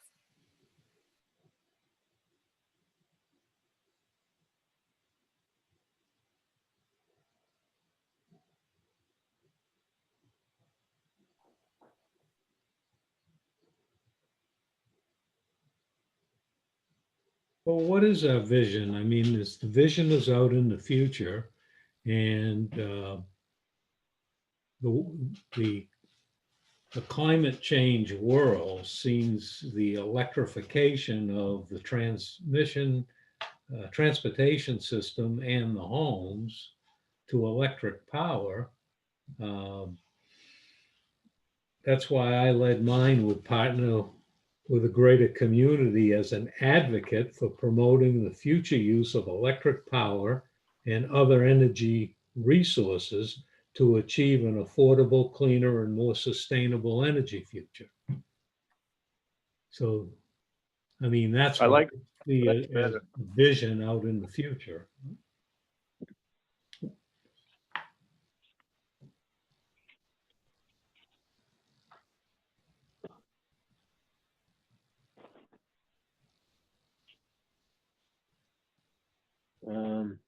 Yeah. I agree, Phil. I like your vision statement more than this one here. No offense to anyone. Can you repeat and that I'm one more How time? about, Sorry. how about if we left the opening the same up to the greater community, and then we included Phil's with, All right, so it would be something like this. WMGLD is committed to being a trusted partner for our customers and the greater community in promoting the future use of electric power and other energy resources to achieve an affordable, cleaner, and more sustainable energy future. I like that. I do too. Okay, so is it in the, It's basically the second half of Phil's statement with the first half of the statement we had. community So and- Pete, what did you like the most? The part where I added in the comma? That was the I highlight. did note that Phil left the comma out also. He did. Hey, you did. So is it like Yep. 4-1 on the comma issue here? I think it is. I agree that it belongs there, but it's always been, the nuns always. I struggle putting it there.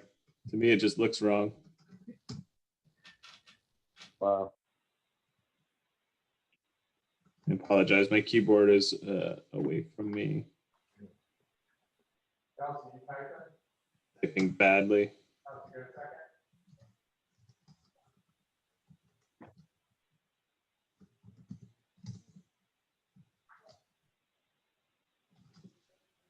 Joining me.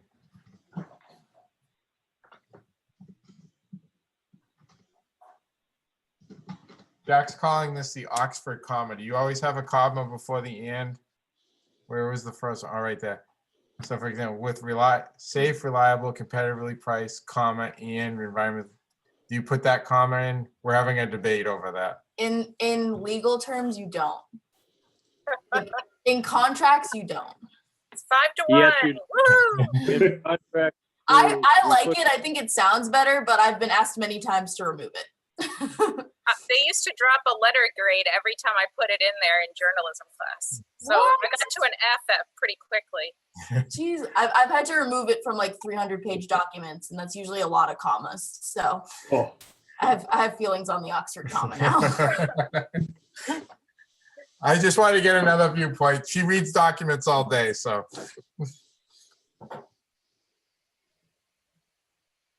But Jack likes it, so. I think it sounds better, but I've been conditioned to remove it, unfortunately. But I tend to use it myself, so. All right, thank you. So we like this better before I remove this one. So WMGLD is committed to being a trusted partner for our customers in the greater community and promoting the future use of electric power and other energy resources to achieve an affordable, cleaner, and more sustainable energy future. The only thing we use future twice. Should we take the first one out? Promoting the use of electric power and Yeah.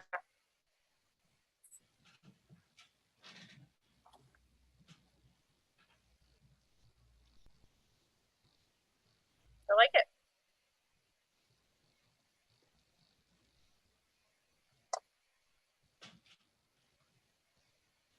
Yeah, I like it. everybody feel good about it? Yeah. The only do we just I don't know, either in the mission or the vision, just to tie into, and I know that Pete, you liked it, you know, saying provide our customer who are also our owners in one of those, just define it once. So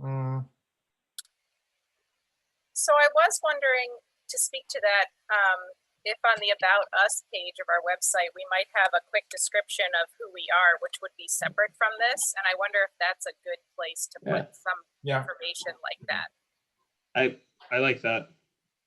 Yeah, rather than trying to force that in, because I think we've gotten to a good place on some of these. Phil, how do you feel about it? Yeah, I just want, you know, I like calling out that we are, you know, beholden to our customer because they are our owner. You know, that's what one of the things that separates us from an investor owned. Yeah, I definitely think it would be helpful to have just a paragraph describing who we are in advance of this. Yeah.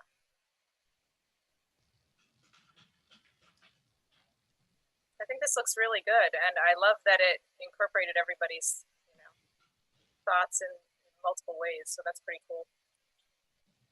So Tom, if you don't mind sending me the document, I'll put our logo on the top and I'll make sure it's clean and straight, and then I can we'll share it with everybody, and maybe if there's any thoughts or feedback before the next meeting, just to make sure we didn't miss something. And I don't know, should we vote to adopt it? Should we do a vote, or? Can we do a vote if we don't yet have final staff approval, though? I'll share it with the staff at our meeting tomorrow. Yeah, I don't see the hurry that we can make the changes and edits and approve it at the next meeting. Yeah. So, Tom, if you don't mind sending me the document, I'm gonna do that.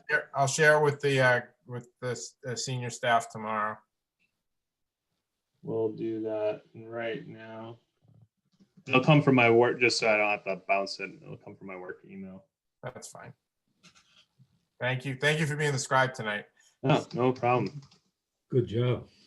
I couldn't have done it. I was trying, but I wasn't having any success, so. That's really impressive. You know, we're going to be doing a visioning for the town, and you guys have been an inspiration. All right, I just sent that off to your email. Thanks. All right, I'll clean it up and then put the logo on it and send it back out to everybody, and I'll share it with the team tomorrow morning at our staff meeting. Awesome. Pete, just one quick thing, and not on the statement, just on the meeting recordings and packet materials. I don't know if we were starting that. I didn't see it out on the website, and I don't know if we were uploading the packet materials to the town to post with the I'm agenda. gonna put the packet on our website, but we're still working on that. Okay. But the recording of our last meeting was added to the website next to the meeting date. Okay, I must have missed that. I went looking for it just now.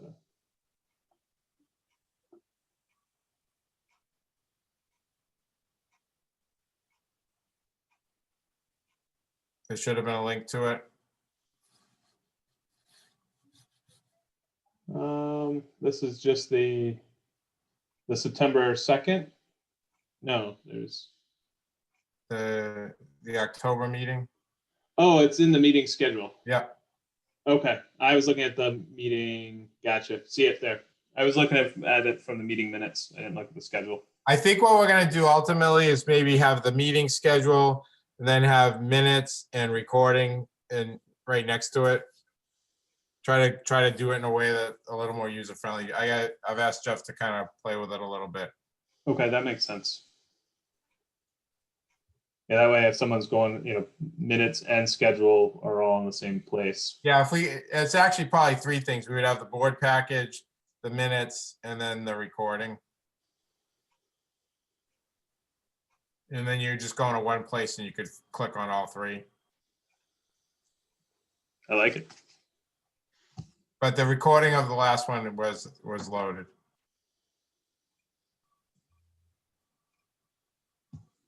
Great. All right. Peter, Does anybody have anything else before we make a motion to adjourn? Just question. wanted to Hold thank on. everyone because this is not an easy task, so appreciate the opportunity to have tonight's discussion. Jack, I Can got I a get one question. question? Yes. Is there any update on Broadway? Yeah, the update is that the town is still working with the Federal Railway Administration to get approval to reopen it. There's issues around the fact that it's a no horn crossing, and so there's requirements that have to be met. And Julie might have a better update from the town side. I don't, I thought that the federal agency was supposed to come out yesterday, but I haven't heard what happened. Yeah. I think we may be looking at a while to kind of get through this. Was there I mean, I guess I'm struggling with why didn't the federal, and maybe you guys don't know, like, why didn't they give those requirements prior? It seems like they now are moving the goalposts. As I said, through my career in National Grid, they never let me cut. I always had to jack and bore. And in doing it, National Grid had railroad specialists who did the permitting. So we always had control of the permit and the sign off. So the town doing it is unusual, out of my domain. So. I don't know, I've asked that, we try to communicate as directly as we can, just because there's a lot of people upset about it. So we can try to get some more information. We should just all try to be on the same page. Yeah. I mean, the frustrating part to me is that National Grid keeps trying to punt it, and it's all part of the same, thing. It is evidenced by their weekly updates. They keep dropping it. They keep dropping it. I know, I noticed that too. It's getting very frustrating, like the road is still closed. Just write it down that it's still closed. We're still working on it or something, but stop dropping it,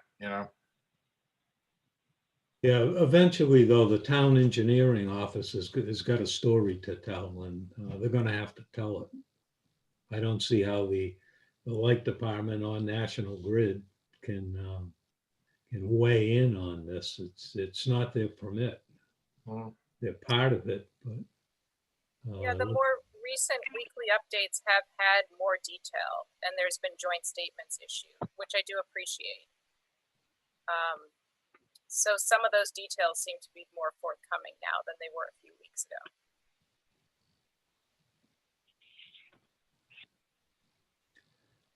Right. But the long answer, Jack, is that Kenny, there's no date when it's going to open again. The physical work is done, but now it's a permitting thing, and they're not letting them open it. The barriers that they're looking for, are they looking for like a center divide between the lanes? Do we know? I believe that's what was there before, but I think it's more comprehensive now that we're trying to reopen it. Mhm. Something to do with gates as well as the island barriers, excuse me. Pete, did that email come through?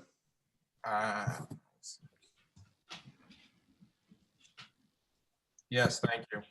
Cool. So yeah, that's unfortunately the status. All right, I'll make a motion to adjourn. Second. All in favor? Aye. Hi, Unanimous. Thank you, everybody. Hey, thanks, everyone. thank you. Have a good night. Everybody. Right.